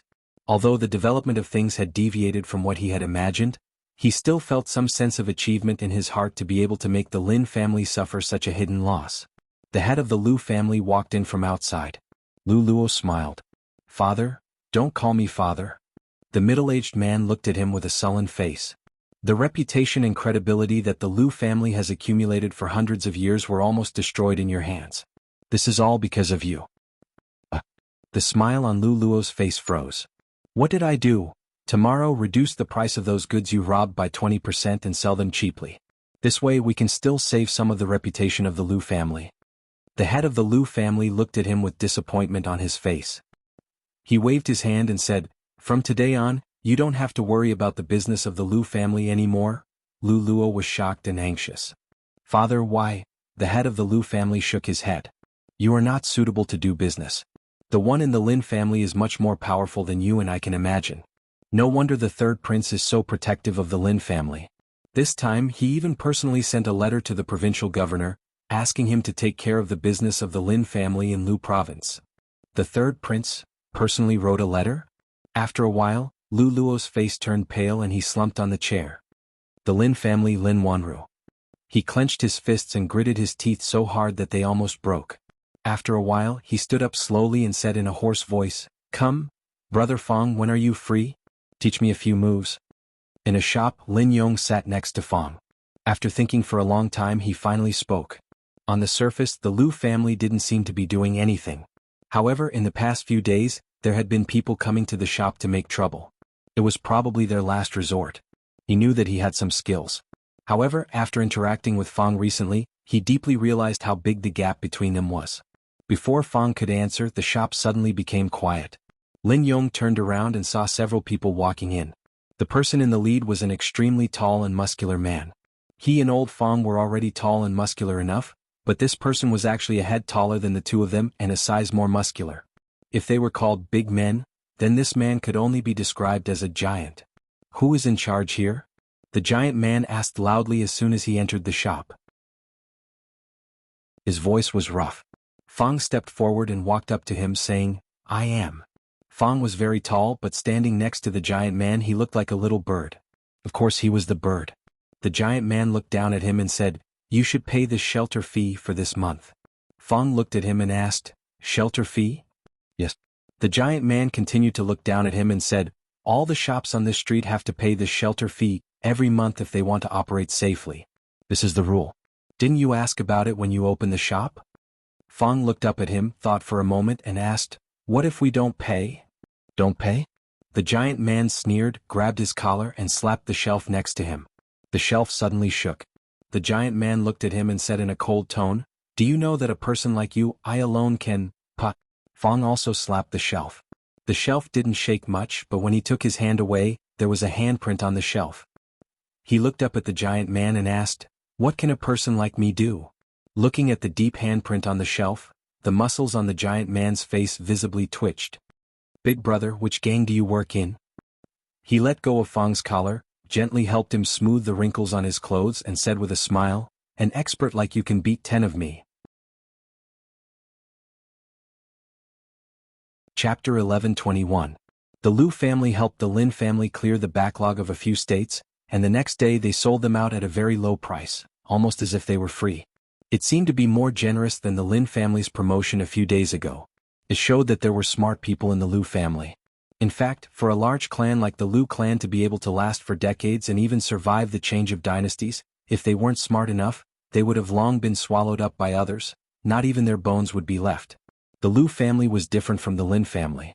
The Lin family was a pure business family, while the Liu family only dabbled in business to accumulate wealth and support the family to do more important things. Business was not the foundation of their family. It was normal for a big family to hand over the family business to a younger generation who was not the eldest son of the legal wife. This time they lost some money, but they won back their credibility. The money was nothing for the Liu family. The head of the Liu family came to the Lin mansion to apologize in person today. He said that everything that happened these days was made by Lu Luo alone and it didn't represent the position of the Lin family. He had punished Lu Luo severely and hoped that the Lin family wouldn't take it to heart. To show his sincerity, he also brought some expensive gifts. Li estimated that the value of those gifts was several times the loss of the Liu family this time. After the head of the Liu family left, Li was wondering whether all the big families in the Qi kingdom were so polite and kind. At this time, the provincial governor of Liuzhou came to visit. Although the provincial governor didn't bring any gifts, his attitude was better than that of the head of the Liu family. He said that if the Lin family encountered any difficulties in Liuzhou, they could just ask him.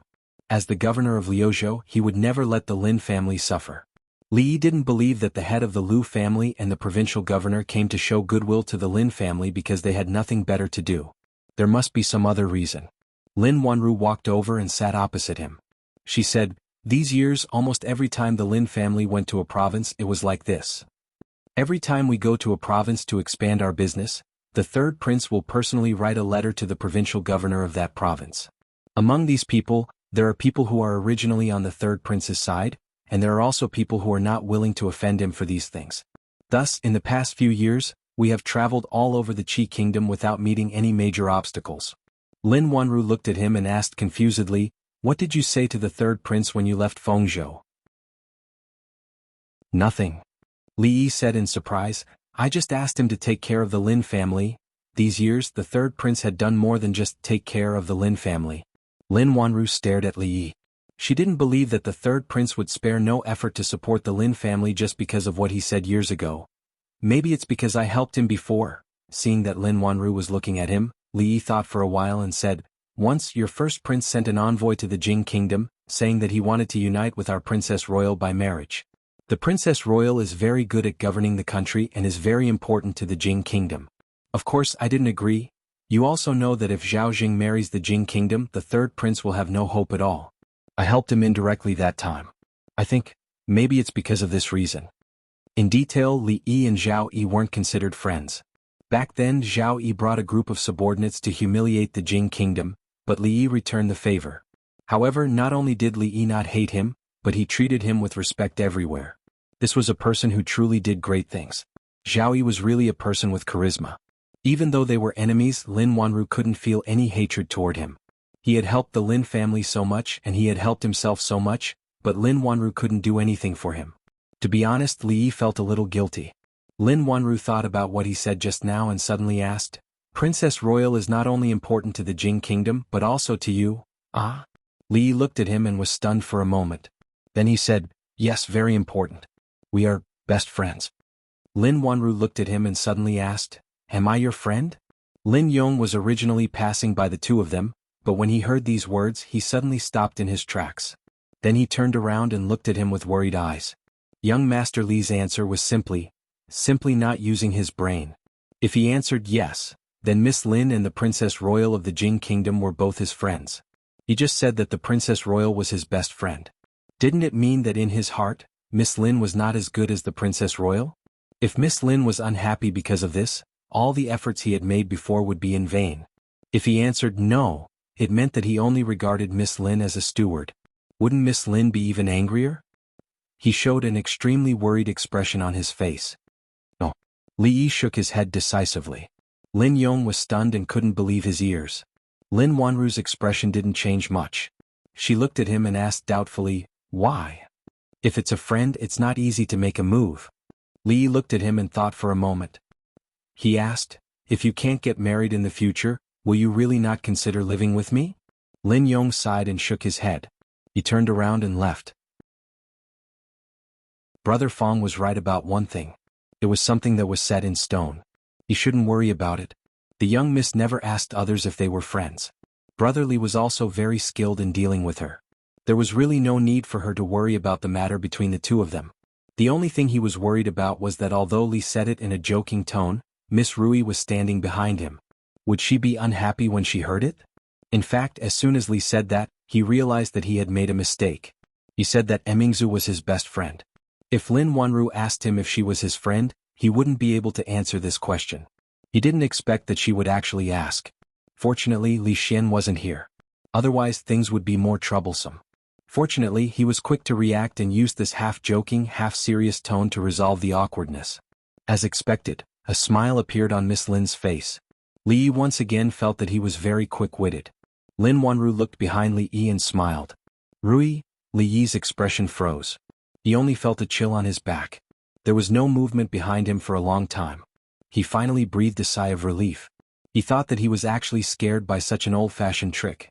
It was really, a pair of hands were placed on his shoulders, followed by Rui's pleasant voice. "Is it easy to lay hands on my wife's younger sister? If I can't get married in the future, should I consider sleeping with you?" It had been a long time since Li Yi had flipped a car. Since things had developed to this point, it was useless to be smart. He could only rely on his strong desire to survive. He stood up and walked in the direction of Lin Yong. He asked, "What did you want to discuss with me just now?" "Let's talk inside." "Nothing?" Lin Yong looked at him and said, "I have something to discuss with Fong." "I'll leave first." Lin Wanru stood up and walked over. She held Rui's arm and said, "I saw a set of clothes today. It suits you very well. I brought it back. Let's try it on in the room." Facts proved how important it was to have a qualified wingman in a battle. Some seemed to be wingmen, but in fact they were spies arranged by the opponent in their own camp. When you were up, down, left, and right, they would aim their machine guns at your engine. Li Yi decided to entrust Fong to educate Lin Yong. Fong had just pulled Lin Yong to sit down when someone walked in from outside and said loudly, "Lin Yong, where's Miss Lin?" Lin Yong turned around and looked at the fat man who walked in. He said in surprise, "Fatty Qian, why are you here?" "Don't mention it. My father asked me to come to Liuzhou to expand my business and learn more from Miss Lin," the fat man said. He looked at Li Yi with a trace of doubt on his face. He suddenly asked, "Brother, have we met somewhere before?" Li Yi turned to look at Lin Yong and asked, "Do you have a copper coin?" Although Lin Yong was surprised, he still searched his body and found a copper coin. Li Yi threw the copper coin to the fat man and said, "We're even." Chapter 11:22. Li Yi had a deep impression of this young man named Chen Duoduo. Ever since he came to this world he had only worried about money twice. The first time was when he first arrived at Willow Leaf Village. In order to feed his family he ran around every day and tried all kinds of methods. The second time was when he was in Fengzhou. Mississippi Lu was injured. They were penniless and needed tens of thousands of taels of silver to buy medicine. Fortunately they survived both crises safely. The first time was because he thought of many ways to make money, including selling paintings, candied fruits, and rui nectar. The second time was because he met the Boy of Wealth. The Boy of Wealth. If Chen Duoduo hadn't been so generous, he wouldn't have had so much money to buy those precious herbs. Mississippi Lu's illness wouldn't have recovered so quickly. Even though they had exchanged the goods and money at the time, Li Yi still owed him a copper coin in cash. He owed him for 5 years. He didn't like to owe favors, especially to men. He didn't like to owe money either. At first, Chen Duoduo only felt that the young man was familiar. Although he had never seen him before, he felt a sense of familiarity at first sight. It seemed that they had known each other for many years. Until he heard his voice, until he caught the coin. He finally understood that the person in front of him was the brother who had a great impact on his life and pulled him from the wrong path to the right path. In this life, there were two people who had a great impact on him. The first was his father, who had given birth to him and raised him. He had taught him how to be a qualified businessman. The second was the brother in front of him. He had helped him regain his confidence when he was at the lowest point of his life. He had helped him find the direction of his life. From then on he had stepped into a new world. He sat down opposite Li Yi and looked at the copper coin in his hand. He thought for a moment and suddenly asked, "Brother, have you heard of the saying 9 out and 13 back? In a pawn shop, the pawn shop would only pay 9 taels for an item worth 10 taels. 3 months later, the pawnbroker would have to pay 13 taels to redeem the item, which was called 13 return." What Chen Duoduo meant was that when he owed them, it was 1 copper coin. 5 years later, it would be more than 1 copper coin. Li Yi looked at him and asked, "Do you know what happens when a fatty falls from a building?" "Become what?" Chen Duoduo shook his head in confusion. "Damn fatty." After Li Yi explained it to him, he looked at Chen Duoduo again and asked, "Have you heard of the 9 out and 13 returns?" Chen Duoduo shook his head. "Never heard of it." The relationship between the Lin family and the Li family was only known to a limited number of people. However, the relationship between the Lin family and the Chen family was known to almost everyone in the Qi kingdom. It was not clear to outsiders whether the Lin family or the Chen family was wealthier. In any case, there were not many families that were wealthier than both of them. Starting from a small Feng state city, the Lin family and the Chen family had been supporting each other for the past few years. To be precise, when the Lin family was still a small family, the Chen family had started to use their family's resources to support the Lin family. Later on, the two families advanced side by side and benefited from each other. Step by step, they became the two giants in the business world of the Qi kingdom. Feng State, where the Lin family was located, was Zhao Yi's territory. Back then, Li Yi had only asked him to take care of the Lin family. He did not expect him to be so honest. In just a few years he had pushed the Lin family to where they were today. The Qian family had contributed a lot to this. Li Yi had long heard from Lin Wanru that the Qian family had provided a lot of support to the Lin family from the beginning. The god of wealth, Qian, lived up to his reputation. 5 or 6 years ago, he had made his business the largest in Feng state. In recent years he had followed the third prince to the capital and made his business the largest in the Qi kingdom. Even the current Lin family was not as rich as the Qian family. As the only son of the god of wealth, Qian Duoduo naturally attracted a lot of attention. However, what attracted the most attention was not the background of the Qian family, nor was it his extraordinary talent in business. It was the fact that every time he went to a place, the local scholars would tremble with fear. Some of the more famous ones would even avoid him and not appear within a 10-mile radius of him. On the contrary, the brothels all over the country were especially welcoming to him. This was not only because he was generous and often spent a lot of money, but also because he was acquainted with the legendary #1 scholar in the Jing kingdom. This matter had become a common knowledge in the Qi kingdom. Qian Duoduo had once become famous in the Qi kingdom because of more than 10 excellent poems. Although it was later found out that those poems were written by someone else, this someone was not just any random person. He was the #1 scholar in the Jing kingdom. His poems were not only widely spread in the Jing kingdom, but also known by everyone in the Qi kingdom. Zhao Xiuwen, the sage of poetry in the Qi kingdom, once said bluntly in public, "Today there is only one stone. Li Yi alone has 8 stones. I have 1 stone and the whole world has 1 stone." Although the possibility of Zhao Xiuwen boasting after drinking could not be ruled out, for Zhao Xiuwen, who had always been extremely conceited about his talent, to say such words, it was clear to see how much he admired the #1 scholar in the Jing kingdom. Moreover, almost every scholar in the Qi kingdom had a copy of Li Yi's book of poems. Before someone could produce more poems than him and of better quality, no one had the right to refute Zhao Xiuwen's words. Of course, this had nothing to do with Qian Duoduo because his poems were all given to him by others. In the beginning, many scholars expressed an extremely disdainful attitude towards this, labeling Qian Duoduo as a big idiot, a plagiarist, and shameless. Later on, for some unknown reason, no one dared to say such things. Now, in the hearts of scholars, Qian Duoduo was no less than a demon that could stop a child from crying at night. It was said that when a few famous scholars in Lu province heard that he had arrived in Lu province, they fled the state capital overnight and built a hut to live in. These were all things that Li Yi only found out later. In the end, Qian Duoduo did not dare to play the game of 9 out of 13 returns with him. He was discussing something with Lin Wanru on the other side. Lin Yong looked over there and after a moment he retracted his gaze, shook his head and said, "This young Master Qian is really strange." Fang also looked over there and said in surprise, "What's strange? Other than being a little fat, what's strange about him?" "You don't know." Lin Yong looked at him, shook his head and said, "At that time in Feng province, young Master Qian had always been the target of ridicule by scholars. Everyone looked down on him and he could be said to be the joke of Feng province city. Later on, I don't know what happened, but when those scholars saw him, they were like mice seeing a cat. When they walked, they would hide. His entire personality seemed to have changed. In the past, he hated scholars the most, but now, wherever there was a poetry meeting, wherever there was a scholar, he would go. Generally speaking, a person's personality wasn't the same, but it wasn't without reason that it would change at will.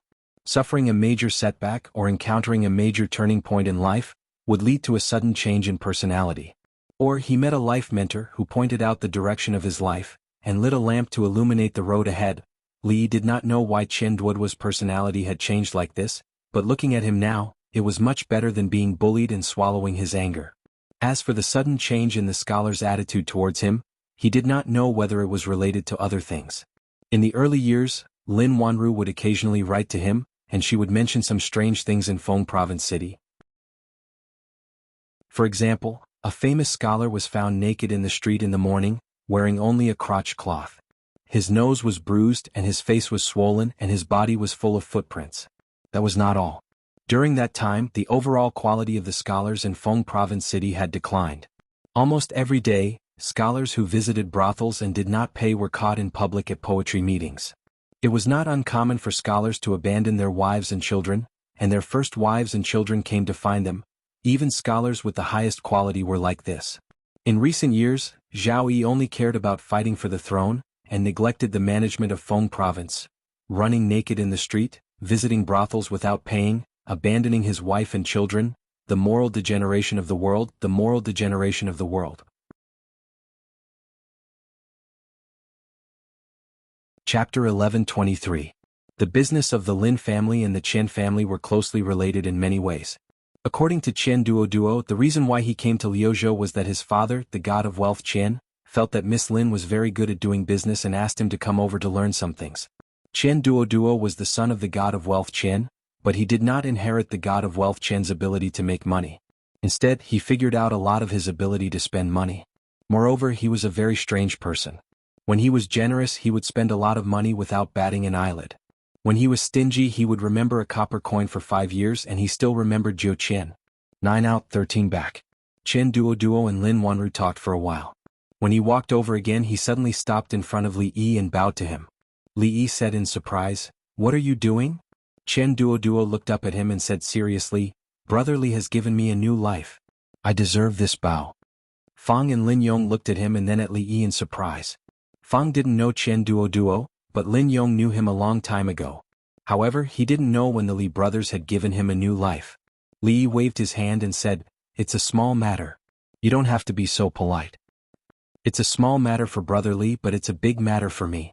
Chen Duoduo shook his head and said solemnly, "Brother Li once told me that money should be spent wisely.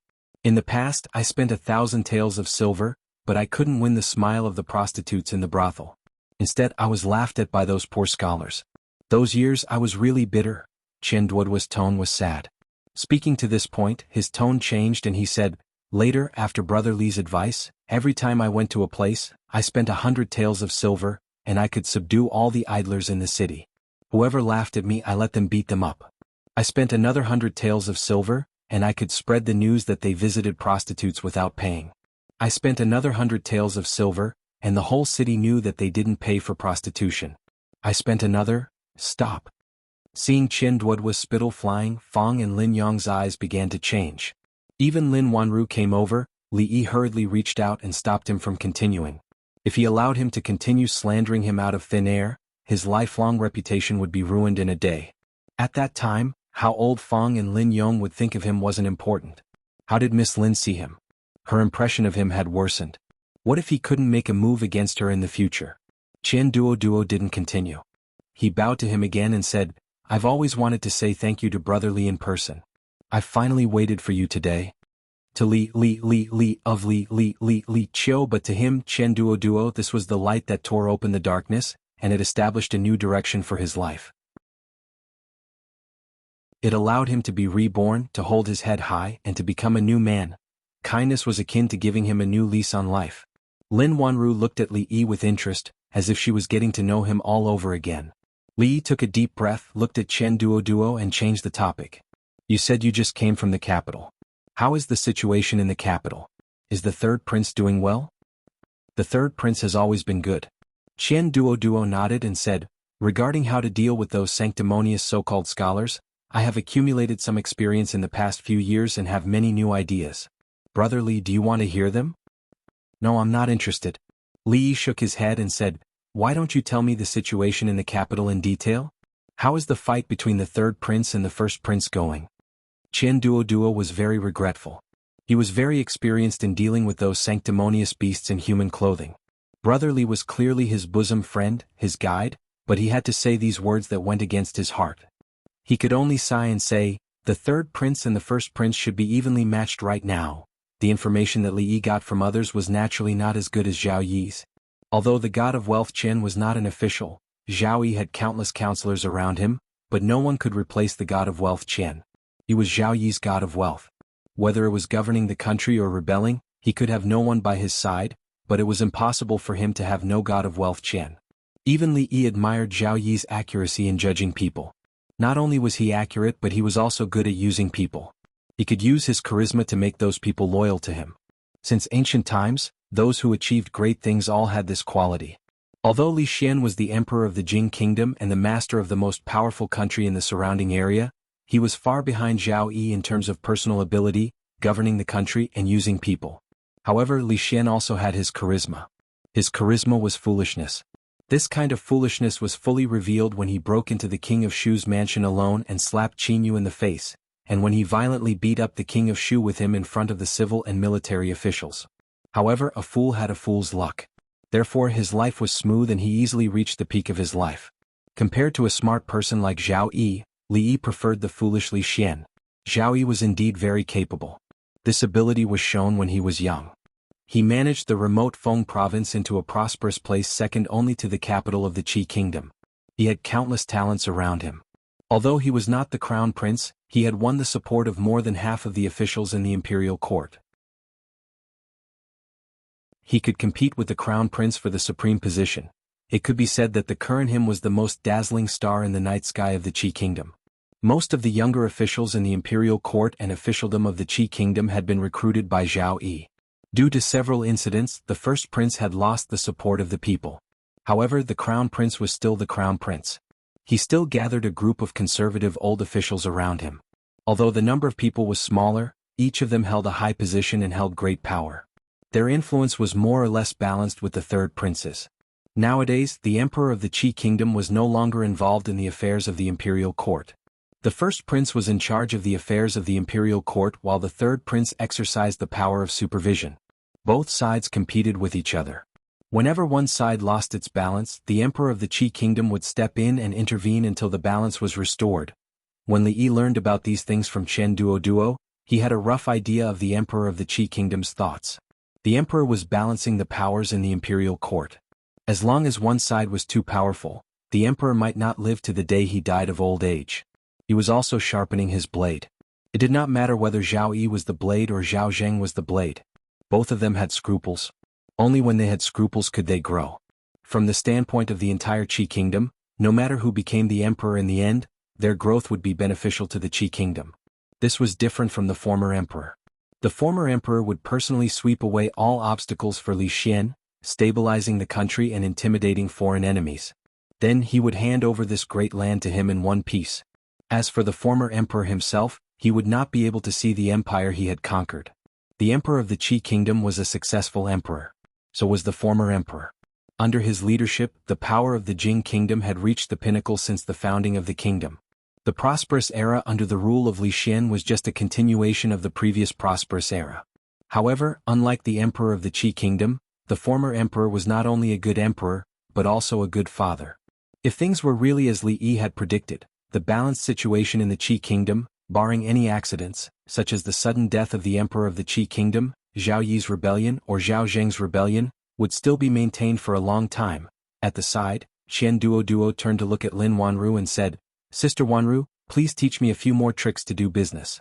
Otherwise, if my father asks about it, I won't be able to answer to him." Lin Wanru smiled and pointed at Li Yi.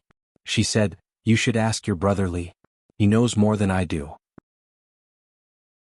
He definitely won't let you down." Miss Lin had been spending all her time learning from Mississippi Lu recently on how to become a young fairy. Naturally, she had no time to teach Chen Duoduo. They were all friends. When a friend was in trouble, Chen Duoduo would be willing to sacrifice himself, much less stand up for him. Li Yi looked at Chen Duoduo and said, "In this world there are actually many things that are common. Whether it's doing business, going to war, or fighting for the throne, there are many things in common that can be learned from. Let's take the third prince and the eldest prince's fight for the throne as an example." 2 hours later, Li Yi looked at him and said, "Conspiring and sowing discord. These methods can not only be used in the fight for the throne. In fact, with a little flexibility, they can also be used in the battle for business." Hearing this, Chen Duoduo was startled. He said, "The third prince and the eldest prince didn't use these methods in the fight for the throne." Li Yi was startled. He waved his hand and said, they didn't use them." Chen Duoduo nodded and said, "It's a pity. If they had used them, I would be able to answer to my father when I return." Li Yi looked at him for a long time. He sighed and said, "Duoduo?" Chen Duoduo raised his head and looked at him. "Let's not talk about doing business or fighting for the throne." Li Yi shook his head and said, "Tell me, what good methods do you have to deal with those sanctimonious beasts in human clothing?" Hearing this, Chen Duoduo immediately became excited. "Let me tell you." Chapter 11:24. In fact, Li Yi was not good at being a teacher, not at all. Whether in Willow Village or in the Imperial Palace, he taught those children, the Pope, the Princess, and the Pope with a playful attitude. Apart from Chen Duoduo, The only person who could make him break down knowledge and feed it to him bit by bit was Li Han. Li Han was now the dean of the College of Mathematics in the Jing Kingdom. He had full power and was envied by all the princes. Chen Duoduo was now the leader of the Qi Kingdom. Qi Kingdom, the Qi Kingdom's anti-scholars alliance. Although he was the only one in this alliance, he could make all the fake scholars in the Qi Kingdom turn pale at the mention of Chen Duoduo's name. In terms of achievements, he was not inferior to Li Han. If he wrote a book named 99 Ways to Deal with a Hypocrite, How to Slap a Hypocrite in the Face, and 100 Ways to Slap a Face of the Chen family, it might sell well in the Qi Kingdom and Jing Kingdom. However, his achievements were not in the business world or the imperial court. His achievements were in slapping people's faces. In this aspect he had surpassed his master. Li Yi really could not teach him anything. After understanding the situation in the capital of the Qi Kingdom, this was the only thing he could do for him and the third prince. Chen Duoduo, on the other hand, wanted to stay here for a few more days. Over the past few days he seemed to have understood something from his conversation with Li Yi, but at the same time he seemed to have understood nothing at all. Perhaps after a few more days of conversation, that layer of window paper would be revealed. However, if he did not go back, he would have to stay in Liuzhou for the new year this year. His father, the god of wealth, once set a rule that no matter how big the business of the Chen family was, no matter how busy they were, they had to go home for the new year. Since he was very young, his father did not accompany him. He was always traveling outside and sometimes he could not see his father for several months. However, every New Year's Eve, the Lantern Festival, the Mid-Autumn Festival, and the Double Ninth Festival, his father would always appear without exception. Both his parents were in the capital. If he did not go back before the new year, his father would definitely break his legs. Brother Li, Sister Wanru, goodbye. Chen Duoduo sat in the carriage and waved to the back with a look of reluctance. He didn't have many friends and he didn't have any like-minded friends. Those people surrounded him either for his money or for his money. For this reason he didn't know how many people flattered him. Listening to them made him feel a little nauseous. His appetite was greatly reduced and he hadn't put on weight for several years. Li Yi casually waved his hand and walked back to the courtyard. After communicating with Chen Duoduo in depth, he realized that there really were people in this world who were even more foolish than Li Xian. This time he might have really wasted his breath. It was almost New Year's Day.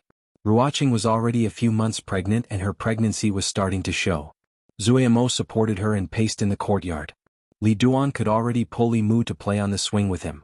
With Yong Ning by his side to protect him, there would be no accidents. Lin Wanru also spent New Year's Day in Liuzhou this year. A long time ago the Lin family didn't care about her at all. In these years, even during New Year's Day, she was still traveling outside to expand her business. This was the third year after the change of the era of the Jing Kingdom. It had been more than 3 years since Li Yi returned to the Jing Kingdom. It was the 4th year of Jing Ping. No matter what, it was time for the family to reunite. Qi Kingdom, the capital, the Chen family. The capital was the most prosperous place in the Qi Kingdom. God knew how many powerful families lived in it. They could stir up the entire Qi Kingdom with a single move. The Chen family might not be the most powerful family in the Qi Kingdom, but they were the richest. No clan was rich enough to place 2 pure gold lions in front of their house. Other clans were rich enough to hide their wealth, but the Chen clan clearly told everyone that the Chen clan was very rich, very rich. In the capital, such a showy family usually didn't have a good end. But the Chen family didn't seem to care at all. When there were disasters in other provinces, the Chen family donated the most money and often gave porridge and rice. Their good reputation spread throughout the capital. In recent years, not only were they not suppressed, but the gold lions in front of their house were getting bigger and bigger. When Chen Duoduo stepped into the house, he heard a dissatisfied voice. The god of fortune Chen walked out of the hall with a big belly and glanced at him. You still know to come back? It's New Year's Eve in 2 days. Chen Duoduo walked over and said, I'm learning how to do business from Sister Wanru. I accidentally delayed it. The god of fortune Chen snorted. If you have half of Miss Lin's ability, I can die in peace now. Chen Duoduo hurriedly said, Father, don't die so early. Otherwise, the Chen family's wealth will be squandered by me sooner or later. When the god of fortune Chen picked up the broom in the yard, Chen Duoduo had already run away. The god of fortune Chen pointed at Chen Duoduo's back and scolded, Bastard, if you are enlightened, marry a wife, have a son, and leave the Chen family descendants, it doesn't matter if I die now. What's the matter, god of fortune? Why are you so angry? A voice came from the door.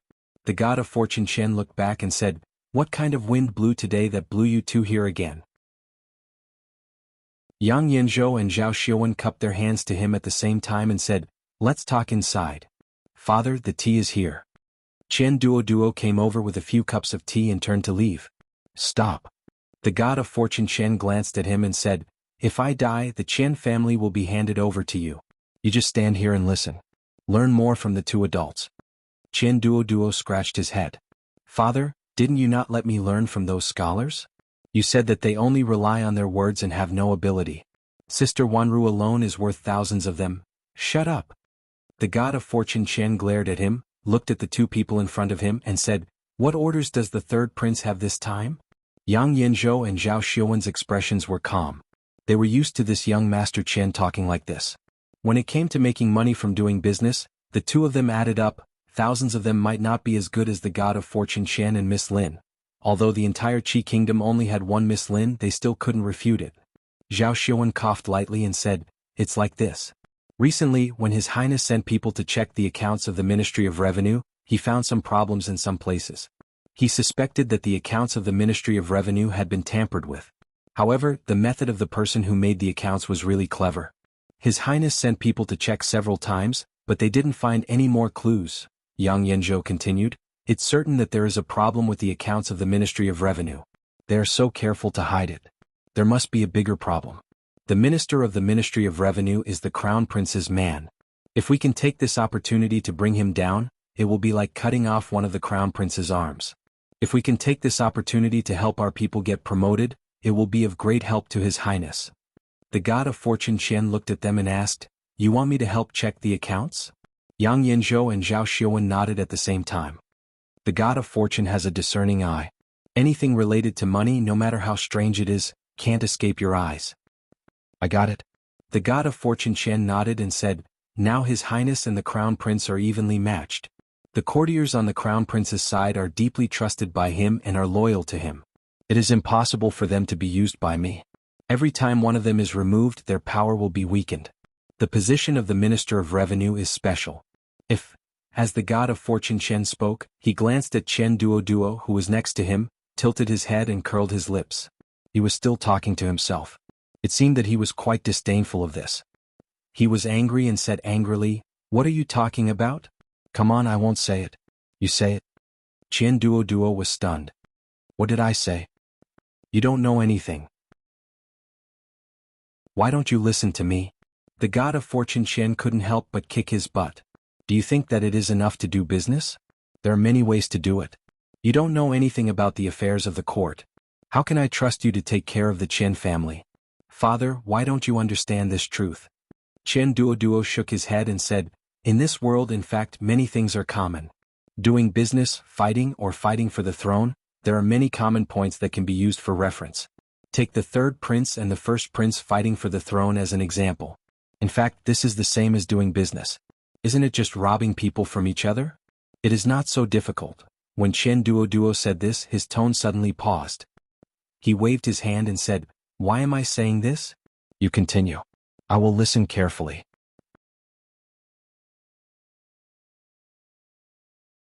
Chapter 11:25. Isn't it just robbing each other? How can it be so difficult? Money God looked at Qian Duo. There was such an idiot beside him, which made him a little sad. What made him even sadder was that this idiot was his son. In the battle for the throne, not only did the civil and military officials in the court have to take sides, but the third prince and the eldest prince also had to try their best to win over the courtiers and strengthen their own forces. In the past few years, both sides had tried their best to suppress their opponents and strengthen themselves. The first prince had instigated many of the third prince's subordinates to rebel, and the third prince had also dragged many of the first prince's subordinates into the water. Now the two sides were almost in a stalemate. Every step forward was exceptionally difficult.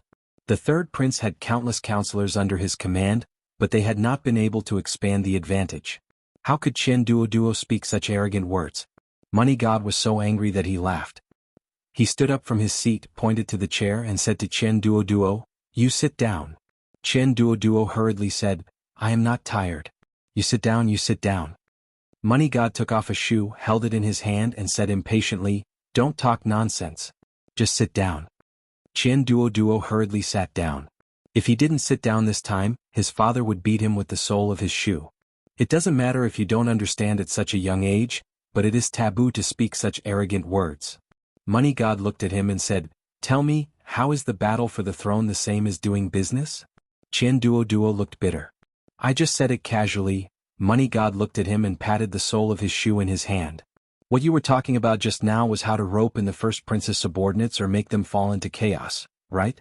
Chen Duo immediately said, "Father, think about it. A few years ago you took a fancy to the steward of the Wan family.